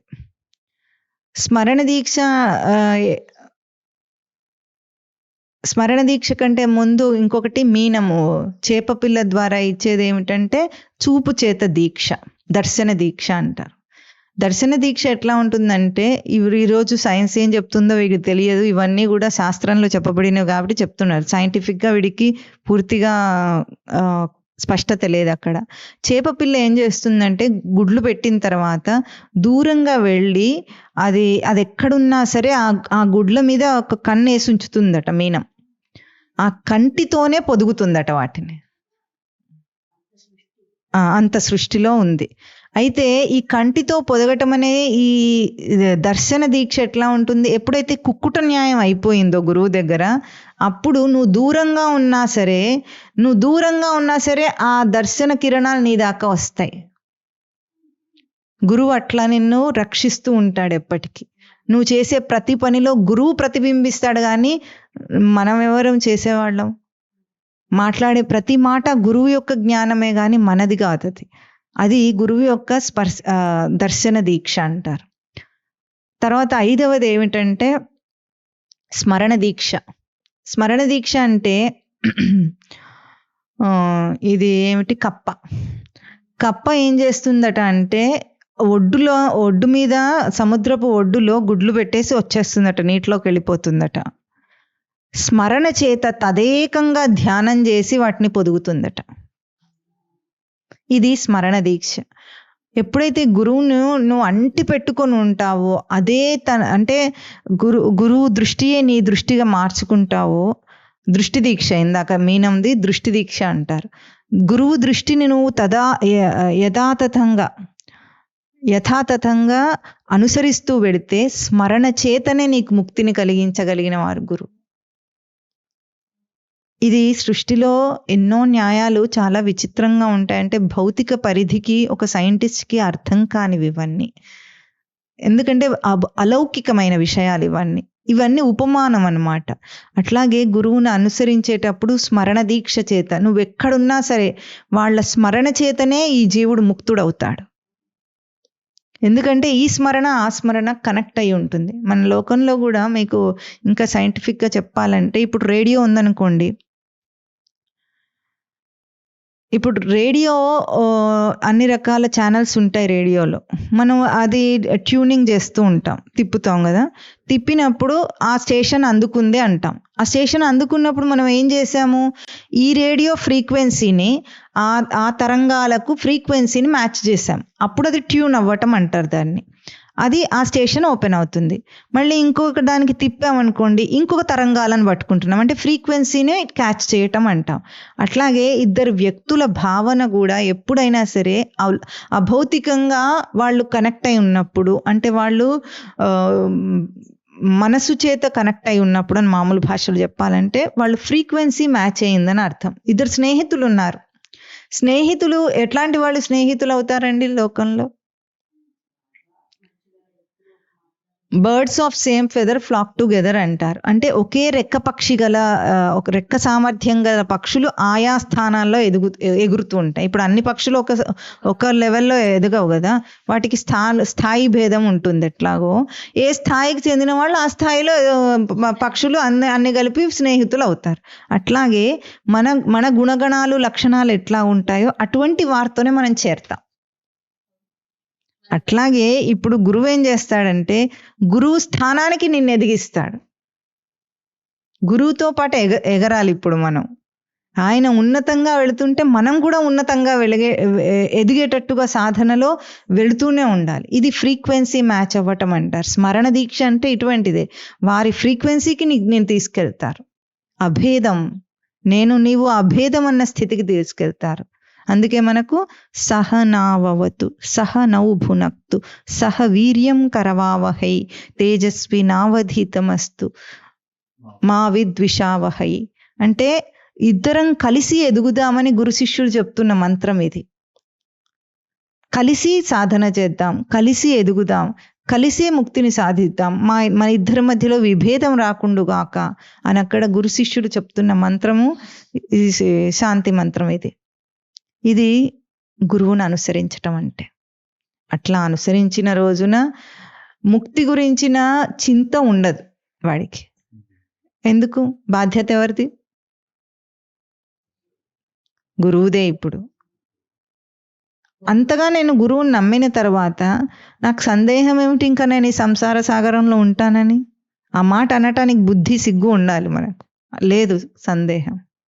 గురువుని అనుసరించామంటే నేను ముక్త స్వరూపుణ్ణి. ముందు చెప్పేది అదే కదా గురువు.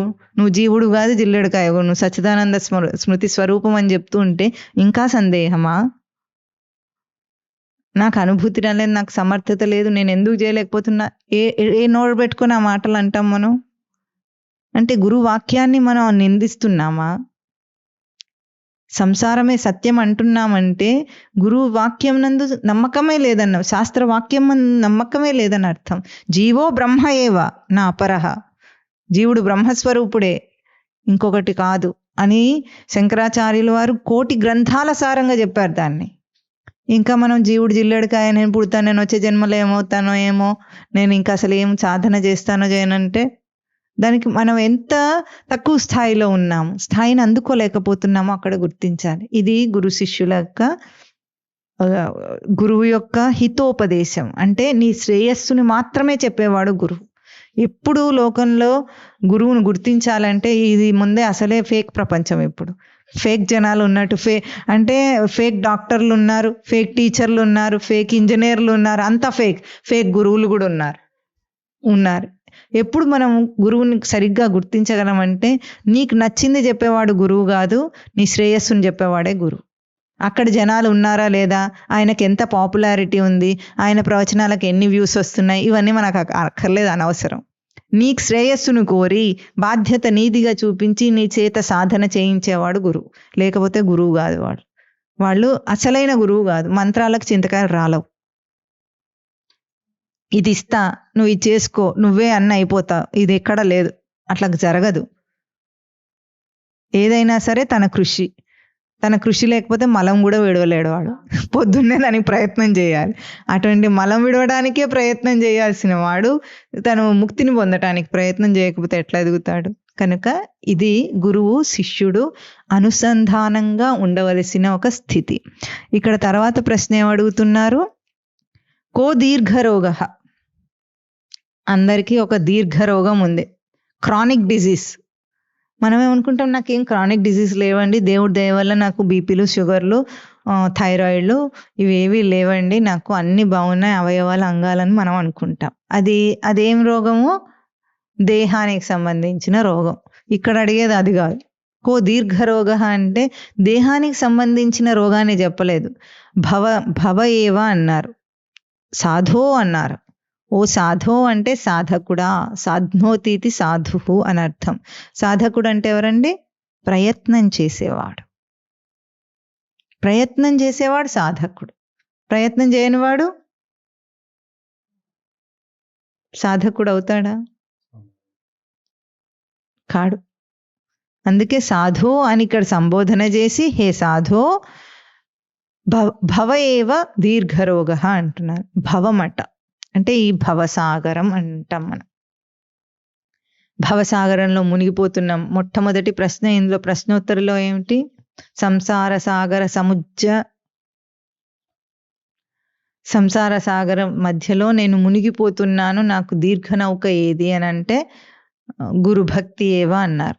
దీర్ఘనౌక విశ్వేశ పాదాంబుజ దీర్ఘనౌక అని చెప్పారు సమాధానం. అట్లాగే ఈ భవం అంటే ఈ కలిగింది అని అర్థం. ఈ లోకం అంతా మనకేమిటి? కలిగిన స్వరూపం. భవం అంటే ఏమిటో ఒక సింపుల్ సూత్రం చెప్పుకుందాం. ఒక మనిషికి ఒక భర్తకు తేడా ఏమిటి చెప్తారా మీరు? ఏమిటది?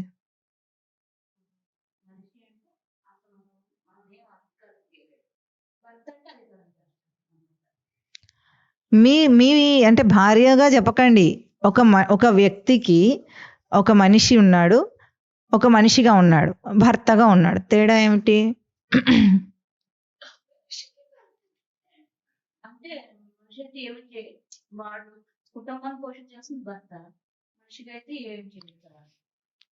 కష్ట సుఖాలు మనిషికి వస్తాయా, భర్తకు వస్తాయా? మనిషి అనేది ఉపమానంలో తన స్వరూపం. తను ఉండటం మనిషిగా పుట్టాడు, భర్తగా పుట్టలేదు. వాడు భర్త అయింది, తగిలించుకున్న పోస్ట్ అది. ఇప్పుడు మనిషిగానే పుడతాడు, కానీ మనిషి కొడుకుగా తగిలించుకున్న పోస్ట్ అది. ఆ బంధం అనేది తగిలించుకున్నది, ఉన్నది కాదు. అంటే క్రియేట్ చేసుకున్నాం అంటామే మనం. అది ఉన్నది కాదు, క్రియేట్ చేసుకున్నది. మనిషిగా ఉండటం ఉన్నది. మనిషి ఇప్పుడు కష్టాలన్నీ కొడుకుకి, తండ్రికి, భర్తకి, వీళ్ళకి వస్తాయా, మనిషికి వస్తాయా? మనిషికి వస్తాయా? మనిషిగా ఉంటే వాడికి కష్టాలే ఉన్నాయండి. భర్త స్థానంలో డ్యూటీస్ ఉన్నాయి, కొడుకు స్థానంలో డ్యూటీస్ ఉన్నాయి, తండ్రి స్థానంలో డ్యూటీస్ ఉన్నాయి, ఉద్యోగస్తుడి స్థానంలో డ్యూటీస్. నీవేవి నేను కాదంటే వాడికి ఏమైనా కష్టం ఉందా? ఆ తగిలించుకోవటమే భవసాగరం అంటే. అది భవం అంటే కలిగింది. ఉన్నది వేరు, కలిగింది వేరు. ఉన్నవాడు ఉన్నట్లుగా ఉంటే వాడికి ఏ కష్టాలు ఉండవు. నేను పడే కష్టాలన్నీ నేను తగిలించుకున్న నాకు కలిగినవే కానీ ఉన్నవి కావు. ఇది భవసాగరం అంటే. స్త్రీలు పురుషులు ఎవరైనా సరే నేనుగా ఉంటే నాకు ఏ కష్టం ఉండదు. ఇప్పుడు ఈ ఉపమానం ఎట్లాగో జీవుడు అనేవాడు సచ్చిదానంద స్వరూపుడు. వాడు దేహధారిగా కాగానే వాడికి కష్టం మొదలైంది. ఎందుకంటే తల్లి గర్భంలో ఉన్నప్పుడు వాడికి ఏం కష్టం లేదు, తిండి అమ్మ పెడుతుంది, శ్వాస కూడా తల్లి ద్వారానే వస్తుంది, ప్రయత్నమే లేకుండా హాయిగా ఎదుగుతున్నాడు. బయట పడిన వెంటనే ఏమైంది? దేహం నేను అన్న భ్రాంతి కలిగింది. అంతవరకు జీవుడుగా ఉన్నవాడు దేహాన్ని ఒక వస్త్రం ధరించినట్టు ధరించాడు. ఇప్పుడు జీవుడుగా ఉన్నవాడు ఉండకుండా దేహమే నేను అనుకున్నాడు. పుట్టగానే సర్గే సమ్మోహం యాంతి, మోహం ఆవరించింది, కూర్చుకున్నాడు. ఇంకా దేహాన్ని కూర్చుకున్నాడు. దేహం కూర్చుకుంటే తిండి తిప్పలు కూర్చుకోవాలి కదా, చచ్చినట్టు. పశుపక్షాదులకు కాదు, మనిషికి కాదు, ఎవరికి తప్పదు. అది దేహం కోసం తిండిని కూర్చుకుంటున్నాడు, మోహం ఆవరిస్తుంది. దేహం బ్రతకాలి కాబట్టి ఇంటిని కూర్చుకున్నాడు, మోహం ఆవరించింది. ఇదంతా సంసారం ఎట్లా వచ్చింది, కలిగింది ఎట్లాగంటే తన స్థానంలో తాను ఉండకుండా ఇంకో దాన్ని ఆశ్రయించినప్పుడు ఇవన్నీ కలుగుతాయి. తిండి కావాలన్నాడు, బట్ట కావాలన్నాడు, ఇల్లు కావాలన్నాడు, భార్య కావాలన్నాడు, చదువు కావాలన్నాడు, ఉద్యోగం కావాలన్నాడు, సంసారం కావాలన్నాడు, బంధువులు కావాలన్నాడు. ఇవన్నీ వచ్చి వీడికో సంసారం వచ్చింది. నిజానికి వాడికి ఇవన్నీ ఉన్నాయా? అందుకే భవం అంటే కలిగింది అని అర్థం. తన స్వరూపానికంటే భిన్నంగా ఏది ఊహించినా సరే అది అంటుకుంటుంది. ఇప్పుడు ఊహించుకున్నంత మాత్రం చేత ఇంత జగత్తు వచ్చింది కదా, ఊహించుకున్నాడు కావాలన్నాడు. ఇప్పుడు దీనికి విరుగుడు ఏమిటి? ఇప్పుడు ఇక్కడికి తర్వాత ఏమన్నారు? కిం ఔషధై అన్నారు. తస్య ఔషధ కిం. ఇప్పుడు మరి భవరోగానికి ఔషధం ఏమిటండి, మందు ఏమిటండి అని అడగాలి కదా. వచ్చింది రోగం వచ్చింది, ఇప్పుడు ఏం చేయాలి? రోగం వచ్చినప్పుడు మనము రోగం ఎందుకు వచ్చిందని విచారణ చేస్తామా ముందు చేసే పని, లేదా రోగం తగ్గటానికి ప్రయత్నం చేస్తామా? తర్వాత మనం ఇప్పుడు ఈ టెస్ట్లు వచ్చినాయి కాబట్టి ఎందుకు వచ్చిందో తెలుసుకుంటాం. ముందు జ్వరాన్ని ఇప్పుడు 104 డిగ్రీలు ఉంటే ముందు మంది ఇచ్చి వాడు ఏం చేస్తాడు? టెంపరేచర్ తగ్గిస్తాడు డాక్టర్. తర్వాత ఇన్వెస్టిగేషన్, ఏ రకమైన జ్వరము అని తర్వాత చూస్తాడు. ముందు ఏం చేస్తాడు? రిపోర్ట్ వచ్చేదాకా మనం పారాసెటమాల్ వేసుకోకుండా ఉంటామా? ముందు డోలో 650 పడాల్సిందే, తర్వాతనే మాట మాట్లాడాలి, అంతేనా? ఏమేమి టెస్టులు చేయాలి అవన్నీ తర్వాత సంగతి. ఇప్పుడు అట్లాగే మనకు భవరోగం వచ్చింది, ముందేం చేయాలి? మందేమిటి? విచారణ చేయమంటున్నారు. ముందేం చేయాలంటే ఈ విచారణలో భాగంగా ఇన్వెస్టిగేషన్ కంటే ముందు గురువు చెప్పింది చేయాలి, తర్వాత ఇన్వెస్టిగేషన్ చేయాలి.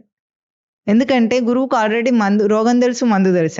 ఆయనకు కూడా రోగం వచ్చింది, తగ్గిపోయింది.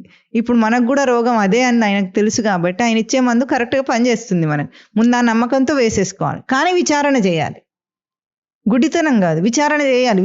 ఇప్పుడు మందు కొంచెం తీవ్రత, జ్వరం యొక్క తీవ్రత తగ్గిన తర్వాత బ్లడ్ శాంపుల్ ఇస్తాం, కానీ మసిలిపోతూ ఉంటే చేస్తాం ఆ పని? చెయ్యం. అట్లాగే ముందు కొంచెం ప్రశాంతత పొంది ఇప్పుడు సాధనలో సందేహాలు రావాలి, అప్పుడు అడగాలి. అంటే ముందు వినాలి, తర్వాత సందేహాలు అడగాలి. వినకుండా సందేహాలు అడగకూడదు.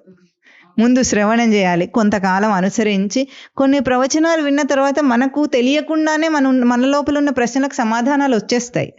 మనం వినకుండా అడిగితే ఆయన మళ్ళీ స్పెషల్ ప్రవచనం మనకు చెప్పాల్సి వస్తుంది. అదే ప్రవచనంలో అందరికీ చెప్పింది వింటే మనకు కూడా ఉన్న ప్రశ్నలు అందులో ఉంటాయి, అందులోనే సమాధానాలు వస్తాయి. అది చేయకుండా మనుషులు ఏం చేస్తారండి? ఎవరైనా చెప్పేవాళ్ళు కనిపించగానే వాడికి ఒక చిన్న ప్రశ్న ఇస్తాడు, వీడు ఇంకొక గంట సేపు చెప్పాల్సి వస్తుంది. చెప్పి నోరు పోతూ ఉంటే మళ్ళీ చెప్పమంటాడు. ప్రవచనం వింటే అదే అర్థమవుతుంది కదా, ఆ మాట చేయడు అన్నమాట. చేయకుండా ముందు ప్రశ్నలు అడుగుతూ ఉంటాడు. అందుకే ఏం చేయాలి? విచారణ అనేదే ఈ భవరోగానికి ఔషధం. ఎటువంటి ఔషధము? మూలాన్ని నరికేసే ఔషధం. ఎప్పుడైనా ఔషధం అన్న పదము అలోపతి మందుకు పనికిరాదు, అది ఆ పేరే పెట్టకూడదు మనం. ఎందుకంటే ఈ ఆయుర్వేదంలో ఉండే ఔషధాలన్నీ ఎట్లా ఉంటాయి? పైన మనకు తగ్గించవు అసలు రోగాన్ని, మొదట్లో తగ్గదు, కానీ మూలం మీద పనిచేస్తుంది. అది మూల కారణాన్ని వెతుకుతారు. ఇప్పుడు భుజం నొప్పి వచ్చింది అనుకోండి, వాళ్ళు వెంటనే పెయిన్ కిల్లర్ ఇచ్చి భుజం నొప్పి తగ్గించరు. ముందేం చేస్తారు? దానికి కారణమైన ఒక వాతం అనేది లక్షణం మనకు ఉంటే అప్పుడు భుజం నొప్పి వస్తుంది. ఆయనకు వాతం వల్ల ఇది వచ్చిందని తెలుసు, ముందు వాతం మీద పనిచేసే మందిస్తారు. నీ పొట్టకు మందిస్తారు. భుజానికి నొప్పి వస్తే పొట్టకు మంది ఇవ్వటం ఏమిటని మనం అనుకుంటాం. అది ఎక్కడి నుండి పుట్టింది? అసలు రోగాలన్నీ ఎక్కడ పుడతాయో తెలుసా మీకు? పొట్టలోనే పుడతాయి. అన్ని పొట్టలోనే వస్తాయి. ప్రతి రోగం పొట్ట నుండే వస్తుంది. మీరు బీపీ, థైరాయిడ్, షుగర్ ఏదన్నానండి, ఎన్నన్నా అనండి, అన్నీ అక్కడ నుండే పుడతాయి. ఎందుకంటే తినే ఆహారమే దేహంగా అవుతుంది కాబట్టి ఆహార దోషం వల్లనే కఫవాత పిత్త దోషాలు వస్తాయి. ఆ కఫవాత పిత్తాల వల్లనే అది వికృత రూపం, శాఖోపశాఖలుగా ఎదిగి ఎన్నో రోగాల రూపంలో బయటకు వస్తుంది. ఇప్పుడు మనం ఏమనుకుంటాం? నేను భుజం నొప్పి వచ్చిందంటే ఆయన బొట్టకు మంది ఇస్తాడేమో, తిన్నది అరగటానికి మంది ఇచ్చాడేమో, ఈయనకు తెలియలేదు అనుకుంటాం మనం. ఆ తెలివి ఎక్కువ అయిపోయి మనం అలోపతి డాక్టర్ దగ్గరికి వెళ్తే వాడేమో భుజానికి ముందు పెయిన్ కిల్లర్ ఇచ్చాడు, అసలు వాడికి దీనివల్ల వచ్చిందని కూడా తెలియదు, దేనివల్ల వచ్చిందో కూడా తెలియదు. ఎంఆర్ఐ టెస్ట్ చేసినా కూడా కొన్నిసార్లు అర్థం కాదు వాళ్ళకు. అర్థం కాకుండా ఇప్పుడు మందైతే ఇచ్చాను, రిపోర్ట్స్ అయితే బాగానే ఉన్నాయి, నీరసం తగ్గకపోతే నేనేం చేస్తాను అంటాడు. కాబట్టి ఇప్పుడు ఈ ఔషధం అనేది ఎక్కడ పనిచేస్తుంది? మూలం మీద పనిచేస్తుంది. అట్లాగే గురువు దగ్గరికి మనం భవసాగరంలో మన కష్టాలు ఉన్నాయి. మనకు ఎటువంటి కష్టాలు ఉంటాయండి? భర్త వేధిస్తున్నాడు, భార్య విడాకులు ఇస్తానంటుంది, లేకపోతే ఉద్యోగంలో ఎదుగుదల లేదు, ప్రమోషన్ రావటం లేదు, పిల్లలు పైకి రావటం లేదు, చదువుకున్నారు కానీ ఉద్యోగాలు రావటం లేదు, 10 సంవత్సరాలుగా ఉద్యోగం కోసం వెతుకుతూనే ఉన్నాడు, ఇంటికేమో ఈఎంఐ కట్టలేక చచ్చిపోతున్నాను. ఇవి మన భవరోగపు కష్టాలు. ఆయన ఏం చెప్తాడు? తీసుకొచ్చి ఆత్మయే సత్యం, జగత్తు లేదని బోధ చేస్తారు. మనం అనుకుంటాం నేను అడిగింది ఏమిటి, ఆయన చెప్పేది ఏమిటి, ఏమైనా లింక్ ఉందా అని అనుకుంటాం. అవునా? నేనేమో నా కష్టాలన్నీ చెబుతుంటే ఈయన ఆత్మ సత్యం జగత్తు లేదని చెబుతున్నారు ఏమిటి అని మన ఆలోచన ఉంటుంది. ఇప్పుడు భుజం నొప్పి వస్తే దేనికి మంది ఇచ్చారు? పొట్టకిచ్చారు. తిన్నది అరిగితే వాతం తగ్గుతుంది, వాతం తగ్గితే భుజం నొప్పి ఆటోమేటిక్గా తగ్గుతుంది. మనకి ఈ భవరోగపు కష్టాలన్నీ కష్టంగా ఎందుకు కనిపిస్తున్నాయంటే మన స్వరూపం ఏమిటో మనకు తెలియదు గనక తప్పుగా మనం ఊహించుకొని నేను భర్తను, నేను భార్యను, నేను తండ్రిని అనుకున్నాం కనుక ఆ కష్టాలు వచ్చినాయి.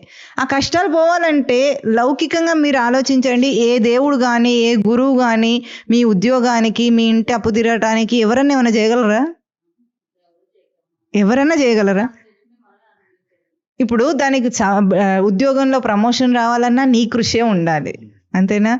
పెళ్లి కావాలన్నా నీ కృషే ఉండాలి, నువ్వే పెళ్లి చూపులకు వెళ్ళాలి, మ్యాట్రిమోనీకి వెళ్ళాలి, నువ్వేమన్నా చేసుకోవాలి.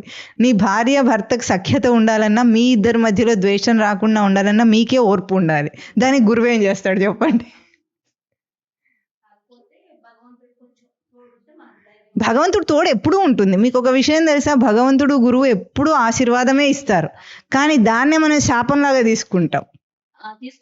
తీసుకుంటున్నాం మనం. అట్లా లేకపోతే చెప్పండి, భగవంతుడికి ఏం పగబట్టిందని ఇంతమందిని ఇట్లా వేధిస్తున్నాడు? ఉన్నాడా అసలు? ఉంటే ఇంతమందికి ఇన్ని కష్టాలు ఎందుకున్నాయండి? మీరు ఉన్నాయంటారు, ఉన్నాడు అంటున్నారు. ఏదో మీరు వినయంగా అట్లా చెప్తున్నారు, బాగుండదు దేవుడు లేడంట. అంటే అట్లా లోకం అంటుందని చెప్తున్నా. మరి చాలా మంది ఉంటారు కదా, దేవుడు అనేవాడు ఉంటే లోకం ఎందుకు ఇంత కష్టపడుతుంది, సరైన సృష్టి ఎందుకు చేయలేదు, ఆయన అందరినీ బాగా ఎందుకు చేయలేదు, అట్లా మాయల మంత్రాలు ఎందుకు? ఇవన్నీ ఎట్లా ఉంటాయంటే భవసాగరానికి మనం అడిగే మందులు. దీనికి మందు లేదు, ఎందుకంటే నీ ఊహా కల్పిత జీవితం అదంతా. నువ్వు ఊహించుకున్నావు, నువ్వు అనుకున్నావు. రాజు ఎప్పుడు వచ్చాడండి? రాజు ఎప్పుడు ఉన్నాడు కథలో? అనగనగా ఉన్నాడు. అనకపోతే రాజు ఎట్లా కథలో ఉండడు? నువ్వు తగులుకోకపోతే సంసారం కూడా ఉండదు. అట్లాగూ ఈ సత్యం నీకు తెలిసేటట్టు చేసేది గురువు. అందుకే ఆయన ఆత్మ యొక్క స్వరూపాన్ని చూపిస్తారు. నీ సాంసారిక కష్టాలు ఆయనకు అస్సలు అక్కర్లేదు. నీకు ఉద్యోగంలో ప్రమోషన్ వస్తే ఎంత, ఊడితే ఎంత, అది ఆయనకేం సంబంధం లేదు దాంతో. నువ్వు బుద్ధిపరంగా అవగాహన చేసుకొని తత్వాన్ని అవగాహన చేసుకున్న రోజున సమస్య అట్లాగే ఉంటుంది, కానీ నువ్వు చూసే దృష్టికోణం మారిపోతుంది. సమస్యలు తీరవు, ఎందుకంటే అవి తీరేవి కాదు కాబట్టి. ఒకవేళ ఒకటి తీరినా ఇంకోటి వస్తుంది, అది గ్యారంటీ. ఏదో మాయమో మంత్రమో చేసి ఆయనకు శక్తి ఉన్నా కూడా, అది తీర్చినా కూడా, ఏ విభూతో ఏదో ఇచ్చాడు అనుకోండి, తీర్థం ఇచ్చాడు, అది తీరినా కూడా ఇంకోటి వస్తుంది, పుడుతూనే ఉంటాయి అవి. అందుకే అజ్ఞానమనే అంధకారాన్ని తొలగించేది గురువు బోధ, అది ఔషధం. ఈ భవరోగానికి ఔషధం ఏమిటి? అజ్ఞానాన్ని తీసి. అజ్ఞానం మనకు దేని మీద ఉంది? నేనెవరో నాకు తెలియదు.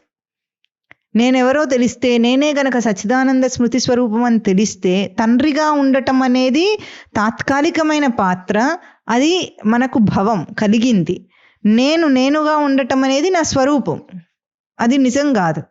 అట్లాగే నేను దేహధారిగా ఉండటం అనేది సత్యం కాదు, జీవుడుగా ఉండటం అనేది సత్యము, సచ్చిదానంద స్మృతి స్వరూపంగా ఉండటం అనేది సత్యము.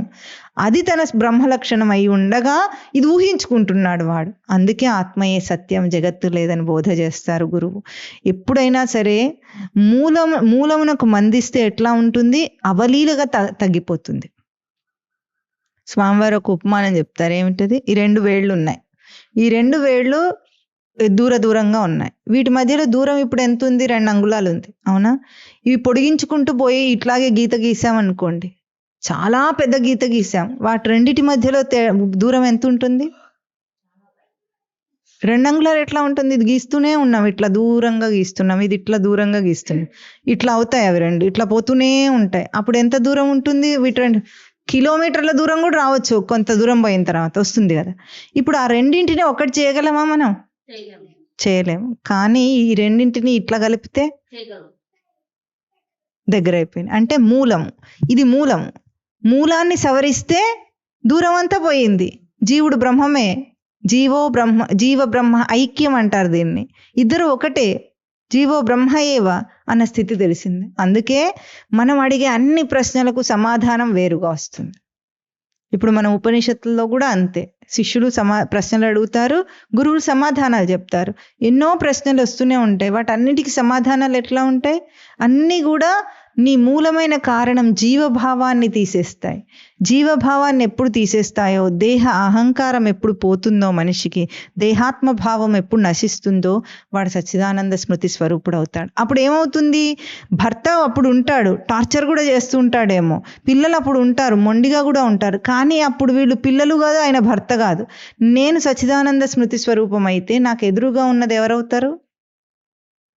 వాళ్ళు కూడా సచ్చిదానంద స్మృతి స్వరూపమే. తన దృష్టి ఎట్లా ఉంటే లోకాన్ని అట్లా చూస్తాడు. మనము కళ్ళజోడు పెట్టుకున్నాం అనుకోండి, కూలింగ్ గ్లాసెస్ పెట్టుకున్నాం, అప్పుడు ఏమవుతుంది? మన కళ్ళు చల్లబడతాయి, లోకం అంతా ఎట్లా కనిపిస్తుంది? చీకటిగా చల్లగా కనిపిస్తుంది, అవునా? అప్పుడు లోకంలో అందరూ అట్లా చల్లగా ఉన్నారా? లేరు.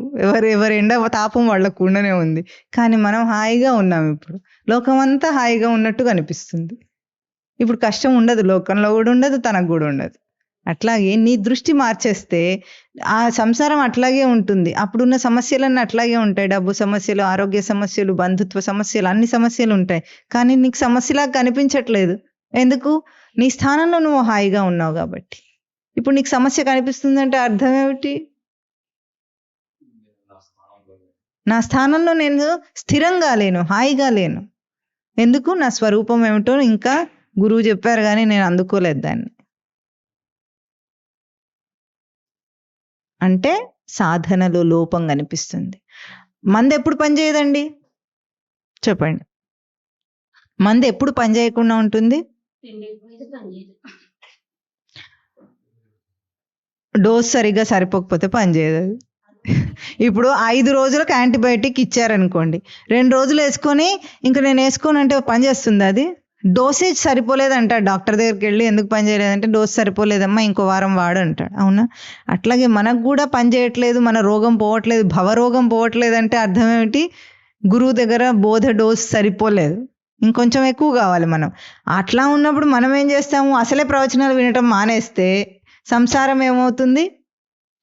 సంసారం పెరగకపోతే తరుగుతుందా? ప్రవచనాలు వినటం మానేస్తే రోగం ఎక్కువైందంటే అర్థం ఏమిటి? సంసారం పెరిగింది అంటే అర్థం ఏమిటి? డోస్ సరిపోలేదు. 2 ఉంటాయి ఆయుర్వేదంలో, ఒకటేమో ఔషధం పనిచేయటము, ఇంకొకటి పథ్యం. పథ్యం అంటే తెలుస్తుంది కదా మీకు? పథ్యం పాటించాలండి, లేకపోతే కూడా మందు పనిచేయదు, మందు వేసుకున్నా కూడా పనిచేయదంట. అంటే చేయవలసిన పని ఒకటి ఉంటుంది, మనం చేయకూడని పని కూడా ఉంటుంది. గురువు 2 చెప్తారు. నువ్వు ఇవి చేయాలి, ఇవి చేయకూడదని కూడా చెప్తారు. సాధన నియమాల్లో ఏముంటాయి? చేయవలసిన పనులే ఉంటాయి, చేయకూడనివి కూడా ఉంటాయా? 2 ఉంటాయి. 2 అయితేనే ఔషధం పనిచేస్తుంది. అట్లాగే మనం చేయవలసిన నియమాలు, ఆచరించవలసిన నియమాలేవో అవి చెప్తూనే ఉన్నారు. కానీ అవి మనకు పని చేయట్లేదంటే మనం ఇంకేదో చేయకూడని పని కూడా చేస్తున్నాం అన్నమాట. అది కూడా గుర్తించాలి. 2 స్థితుల్లో కూడా మన దోషమే ఉంది అక్కడ. ఇప్పుడు లోకంలో ఇంకొక విశేషం ఏమిటంటే, డాక్టర్ దగ్గరికి వెళ్తారు కదండి, డాక్టర్ దగ్గరికి వెళ్ళిన వాడు మందు ఎట్లా వేసుకుంటాడు? వేసుకుంటారు కదండి. ఎట్లా వేసుకుంటాడంటే డాక్టర్ శాసించాడు అన్నట్లుగా ఉంటుంది వీడికి. అది శాసనంలాగానే తీసుకుంటాడు, అవునా? కానీ గురువు శాసిస్తే వీడికి కోపం వస్తుంటుంది. బాగా చెప్పారమ్మా, ఫీజు కట్టలేదు కాబట్టి. లోకంలో ఇది కూడా పెద్ద సమస్య అయిపోయింది తెలుసా మీకు? ఫ్రీగా ఇస్తే ఎవరు ఏది తీసుకోవట్లేదు. ఫ్రీగా నేర్పిస్తామంటే భగవద్గీత కూడా నేర్చుకోవట్లేదు. దానికి 1000 రూపాయలు ఫీజు పెట్టుంటే చచ్చినట్టు వచ్చేవాళ్ళేమో. అది ఎట్లా అంటే రాత్రిపూట అలారం పెట్టుకునైనా వేస్తారు. అంటే ఎంత శాసనం. ఇప్పుడు డాక్టర్ మాట శాసనం. ఎందుకు? నాకు రోగం ఉంది, నేను తగ్గించుకోవాలన్న బాధ్యత వాడికి ఉంది. ఇక్కడ భవరోగం నాకు ఉందని కూడా తెలియదు, అది తగ్గాలని కూడా వాడికి అర్థం కావటం లేదు. అంటే ఇక్కడ గుర్తించాల్సింది ఏమిటి? రోగం యొక్క పీడ మనకు అర్థం కావాలి, బాధ మనకు తెలిస్తే, అది తగ్గాలన్న బాధ మనకు ఉంటే అప్పుడు డాక్టర్ దగ్గరికి వెళ్తాం. ఫీజు అప్పుడు కడతాం, లేకపోతే కడతామేమిటి? కట్టం కాబట్టి మనకు కట్టాం, ఫీజు కట్టాం కాబట్టి మనకు అక్కడ విలువ తెలిసింది. ఇప్పుడు ఇక్కడ ఏమైందంటే వాడికి రోగం ఉందనే వాడికి తెలియదు, వాడు బాధపడుతున్నాడని కూడా వాడికి తెలియదు. ఇన్ కేస్ తెలిసినా కూడా ఫ్రీగానే చెప్పాడు కదా మాట అనుకొని ఊరుకుంటారు. గురువేమో నోరు నొప్పి పెట్టేటట్టు వాగుతూనే ఉంటారు. పాపం వాగుడైంది చివరికి. బోధ మంత్రాలు అన్ని మహామంత్రాలు ఆయన మాట. గురువు మాట్లాడే ప్రతి మాట మహామంత్రమే తీసుకొని మననం చేస్తే. కానీ మనం ఏమైంది, ఆయన అట్లాగే వాగుతుంటాడు అన్నది లెవెల్కి మనము దిగజారి బోధన అంత దిగజార్చాం. ఇది లోకంలో మనకు వ్యత్యాసం చూపిస్తుంది అనమాట. కానీ ఇక్కడ మీరు ఫీజు కట్టలేదు, ఇది ఉచితం అన్నారు కదా, దానికి ఒక మాట చెప్పమంటారా? మానవ జన్మ ఉచితంగా రాలేదు, గురువు సన్నిధి ఉచితంగా రాలేదు. ఏ పుణ్యాతిశయ ప్రభావంబుననో ఈ జన్మమందిచ్చటన్ నీ పాదంబులన్ గంటి నిన్ను ఎరింగితి నీవున్ కృపాలుండవై నాపై నర్మిలించేసి మాన్పగదవే నానా ధనాగార కాంతా పుత్రాదులతోడి బంధనముడు భక్తవ్రాత చింతామణి అంటారు. ఏ పుణ్యాతిశయ ప్రభావంలో నేనే పుణ్యం చేశానో, నా పూర్వీకులే పుణ్యం చేశారో, ఈరోజు నీ పాదములను కన్నాను నేను, నీ పాదములను ఆశ్రయించాను నేను. నీవు నర్మిలించేసి నాపై కృపాలుండవై నర్మిలించేసి నీ దయ నా మీద చూపించి నీ సమర్థతను నాకు అందించు అని ప్రార్థించాలి. ఇది జన్మ జన్మల సంస్కారము. మనం అక్కడ ఫీజుగా కట్టాం, జీతం కాదు ఇది. ఈ జీతమే ఉంది, ఇవాళ సంపాదిస్తే వస్తుంది, లేకపోతే పోతుంది. ఎన్ని జన్మల సంస్కారం ఉంటే గురువు సన్నిధికి చేరుతాడు వాడు, ఒక మంచి మాట వినగలుగుతాడు. గొడ్లలాగా తిరుగుతున్నారు మనుషులు. వాడి చెవులో వెళ్ళి మనం స్పీకర్ వేసుకొని ప్రవచనాలు ఉన్నాయి రండి అన్నా రావటం లేదు. అంటే వాడికి అందుకునే సంస్కారం లేదు. మనం ఏం చేసాము, సంస్కారాన్ని ఇప్పుడు జీతం కడుతున్నాం. ఆ సంస్కారము జన్మ కారణమవుతుంది. ఎన్ని జన్మల నుండి పోగు చేసుకున్న పుణ్యం, నీ పూర్వీకులందరూ చేసుకున్న పుణ్యం అది. అందుకే ఒక్క జీవుడు గనుక తరిస్తే గురు సన్నిధిలో వాడి పూర్వీకులందరికీ ముక్తి వస్తుంది. ఒక్కడు తద్దినం పెడితే ఎట్లాగైతే తరతరాలకి ముక్తి వస్తుంది, 3 తరాల వాళ్ళకి చెప్తారు మహా అయితే. ఇక్కడ తరతరాలన్నీ తరించిపోతాయి. ఒక్కడు ఇంకా బ్రహ్మచారిగా చేరి గురువు సన్నిధిలో వాడు తరించి వాడు జ్ఞానాన్ని పొందగలిగితే పూర్వీకులందరూ జ్ఞానాన్ని పొంది తరించగలుగుతారు. మనం ఫీజు కట్టలేదనుకోవద్దు, చాలా ఖరీదైన ఫీజు కట్టాము. ఇక్కడ సంస్కారం అనే ఫీజు కడుతున్నాం. ఆ సంస్కారాన్ని ఈరోజు పెంచుకోవటం కోసం మానవ జన్మ. ఇప్పుడు గురువు సన్నిధికి వెళ్తే ఈ జన్మలో పూర్తి కాకపోయినా సరే మళ్ళీ సంస్కారం సంపాదిస్తాం. అది మనం సాధన చతుష్టయ సంపద అని అక్కడ చెప్పుకున్నాం గుళ్ళో. అంటే ఏమిటి? సంపద ఏది కావాలో వచ్చే జన్మకి ఇంకా ఉన్నత జన్మ కావాలి. ఈ సంసారంలో పడకుండానే గురువు దగ్గరికి వెళ్ళిపోతాడు. అప్పుడు ఈ భార్య పిల్లలు ఈ రొంప ఇది లేకుండా కేవలం గురువును అనుసరించే జన్మ వస్తుంది, ఉన్నత జన్మ వస్తుంది. అనుష్ఠానానికి ఏది చేయాలో పుట్టడంతోనే అటువంటి ఇళ్లలో పుడతాడు. అథవా యోగినామేవ కులే భవతి ధీమతాం ఏతద్ధి దుర్లభతరం లోకంలో దుర్లభతరమైన జన్మ ఏదో తెలుసా? అంతకుముందు ఏం చెప్తాడు? శుచీనాం శ్రీమతాం గేహే యోగ భ్రష్ట అభిజాయతే అథవా యోగినామేవ కులే భవతి ధీమతాం. సాధనలో భ్రష్టుడైన వాడు ఏమవుతాడంటే సాధన చేయలేకపోయినవాడు, విన్న తర్వాత అనుసరించలేకపోయినవాడు, చేయలేకపోయినవాడు ఎటువంటి జన్మకు వెళ్తాడంటే శుచీనాం శ్రీమతాం గేహే, అంటే శుచి అయిన శ్రీమంతుల ఇళ్లలో పుడతాడు. అంటే అనుష్ఠానం చేసేవాళ్ళు, వాళ్ళకి ఇంకా పొట్ట కోసం ఇన్ని కష్టాలు పడకుండానే ఉండే శ్రీమంతుల ఇళ్లలో పుడితే వాడికి సాధన అవకాశం ఉంటుంది. లేకపోతే కూలీనాలి చేసుకునే వాడికి మనం చెప్తే వాడు ఏమంటాడు? నా 24 గంటలు నాకు దీనికే పోతుంది, నేనేం చేస్తాను అయ్యా నువ్వు చెప్పేవంటాడు. అందుకే అది లేకుండా నీకు అనుష్ఠానం చేసేటట్టుగా, నువ్వు నియమాలన్నీ ఆచరించేటట్టుగా ఉన్నత కులంలో పుట్టి ఆ ఉన్నత కులంలో కూడా శ్రీమంతులైన ఇళ్లలో పుడతాడు. సాధనలో భ్రష్టుడైతే ఇంకా ఉత్తమ జన్మ ఎట్లా ఉంటుంది? కులే భవతి ధీమతాం, అంటే కేవలం యోగుల ఇళ్లలో పుడతాడు వాడు. వాళ్ళెవరికి సంసారం మీద ధ్యాస లేకుండా ఉండే యోగులు మునులు ఎవరుంటారో వాళ్ళ ఇళ్లలో పుడతాడు. అంటే ఈ జన్మలో మనం చేసే ప్రతి శ్రవణము, ఒక్క ప్రవచనం వినటం కూడా దానికి మెట్టే. ఎదుగుతూనే ఉంటాడు. చేయలేకపోయినా సరే ఎట్లా ఉంటుందంటే సత్సాంగత్యం యొక్క మహిమ ఎట్లా ఉంటుంది. ఇప్పుడు బాగా మంచు పడింది అనుకోండి, మనం మంచులో నడుస్తున్నాం, మన బట్టలు తడుస్తాయి. ఎంత తడుస్తాయి? పచ్చి ముద్దయిపోవు, తడిసి ముద్దయిపోవు, కానీ ఆ తడి మనకు వస్తుంది. మనం ఏం చేయకుండానే ఆ తడి మనకు వచ్చింది. సత్పురుషుల సాంగత్యం అటువంటిది. నువ్వేం చేయకుండానే నీకు ఆ తడి అంటుతుంది. అట్లాగే దుష్ట సహవాసం కూడా అటువంటిది. నువ్వేం చేయకుండానే నీకు అది అంటుకుంటుంది. అందుకే సహవాసం అనేది చాలా ముఖ్యం. మనం ఎవరితో మాట్లాడుతున్నాం, ఎవరితో తిరుగుతున్నాం, ఎటువంటి మాటలు మాట్లాడుతున్నాం, ఎటువంటి పనులు చేస్తున్నాం, ఎటువంటి చూస్తున్నాం. మనం అజాములుని కథ చెప్పుకున్నాం ఇక్కడ. చూసినంత మాత్రం చేతనే బుద్ధి చెడిపోతుంది, విన్నంత మాత్రం చేతనే బుద్ధి చెడిపోతుంది. ప్రయత్నపూర్వకంగా ఏం చేయాలి? అటువంటివన్నీ తప్పించాలి. అటువంటివి తప్పించి ప్రయత్నపూర్వకంగా సత్సాంగత్యానికి వెళ్ళాలి. ఆ సంగతి అనేది నీ సమర్థతను పెంచుతుంది. కొంచెమైనా సరే, ఈరోజు కొంచెం తెలుసుకున్నావు, బుర్రలో అయితే పడింది కదా ఆ మాట, అది ఎప్పటికైనా బీజం అయి ఉంటుంది. బీజం ఎట్లా ఉంటుందంటే, ఇప్పుడు ధాన్యం ఉన్నాయి, పెసలు ఉన్నాయి, మనం పెసరట చేసుకుంటే పెసలు వృధా అయిపోయినాయి. అదే పెసలను ఏం చేస్తాం? నీళ్ళలో నానబెట్టి మూటగడితే ఏమైంది? మొలకొచ్చింది. అంటే ఇందాక పెసల్లో కూడా జీవం ఉంది, ఇప్పుడు పెసల్లో జీవం అంకురించింది. అంకురించింది కారణం ఏమిటి? నీళ్లలో నానబెట్టాం కాబట్టి. ఎండిపోయేటట్టు వదిలేస్తే మన బుద్ధిని మనం సంసారంలో ఎండగొడుతున్నాం కాబట్టి బుద్ధి వికసించటం లేదు. అదే తీసుకొచ్చి సత్సాంగత్యంలో పెట్టామంటే అప్పుడు ఏమవుతుంది? నాని చక్కగా అందులోంచి అంకురం ఎట్లా బయటికి వస్తుందో నీ బుద్ధిలోంచి వికాసం అట్లా వస్తుంది. ఇప్పుడు ఈ అంకురించిన విత్తనం ఏమవుతుంది? మహావృక్షం అవుతుంది. ఆ మహావృక్షం ఏమవుతుంది? ఇంకా అటువంటివి ఎన్నో విత్తనాలను ఇస్తుంది.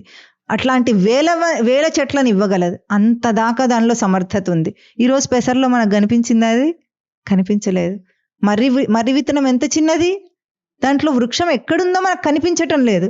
అయినా సరే అది అంకురించిన రోజు మహావృక్షమే అడవిని తయారు చేస్తుంది. అంత సమర్థత మనలో ఉంది. నీ సమర్థతను బయటికి తీసిందే గురు కృప అంటే. కృప అంటే సమర్థత, సామర్థ్యం. కృపు సామర్థ్య ధాతువు. ఏం చేస్తుంది? నీలోని సామర్థ్యతను బయటికి లాగుతుంది, లాగి నిన్ను మహావృక్షంగా ఎదిగించేటట్టు చేస్తుంది. కనుక ఔషధం ఎప్పుడు కూడా ఎట్లా ఉంటుంది? మూలాన్ని నరికేది ఔషధం అవుతుంది. మనకు ఏ సంసార రోగం ఉందో ఆ సంసారం యొక్క మూలాన్ని ఖండించి నీ స్వరూప దర్శనం చేయించేవారే గురువు. ఇది మనకు ధారణ పోషణ అంటే. పోషణ అంటే మనకు తిండి పెట్టేది కాదు, ఒక పూట ప్రసాదం పెడితే మనకేం వచ్చేది కాదు. ప్రసాదం పెడితే నేను ప్రవచనానికి వస్తా అంటే ఇంకా కష్టం. అది ఆ ప్రసాదం తినాలి, మంచిది. ఎందుకంటే ప్రసాదం కూడా సర్వ దుఃఖాలను కూడా రాగద్వేష వియుక్తైస్తు విషయానింద్రియైశ్చర్ అనేది చెప్పారు. అది ప్రసాదే సర్వ దుఃఖానాం హాని అస్య ఉపజాయతి. ప్రసాదం తింటే అన్ని దుఃఖాలను తొలగించేది అని భగవద్గీత చెప్తుంది. మంచిదే, కానీ ప్రసాదం కోసమే ప్రవచనం కాదు కదా. ప్రసాదం పెట్టలేనప్పుడు కూడా ప్రవచనమే ప్రసాదం. అది ప్రవచనం కంటే గొప్ప ప్రసాదం ఏముంటుంది? తిన్న ప్రసాదం ఎంతసేపు వస్తుంది? మనకేమైనా పుష్టినిస్తుందా? ఇవ్వదు. ఈ విన్నదే ధారణ పోషణగా అవుతుంది మనకు. ఈ ప్రవచనం ధారణ పోషణ కాబట్టి అది మనకు ప్రసాదం అవుతుంది. కనుక ఇక్కడ 4 ప్రశ్నలు కూడా మన బాధ్యతను, స్థితిగతులను గుర్తిరిగి పరిశీలన చేసుకోమని చెప్తున్నాయి. ఎవరు గురువు, ఎవరు శిష్యుడు, ఏది రోగం, ఏది ఔషధం. ఇది చాలా గొప్ప విశేషము. ఇటువంటి వాటిని ప్రయత్నపూర్వకంగా తెలుసుకోవాలి మనం. మళ్ళీ ఒక్కసారి శ్లోకం చెప్పండి. కోవా గురుః యో హి హితోపదేష్ట శిష్యస్తు కో యో గురుభక్త ఏవ కో దీర్ఘరోగః భవ ఏవ సాధో కిమౌషధం తస్య విచార ఏవ. ఓం తత్ సత్.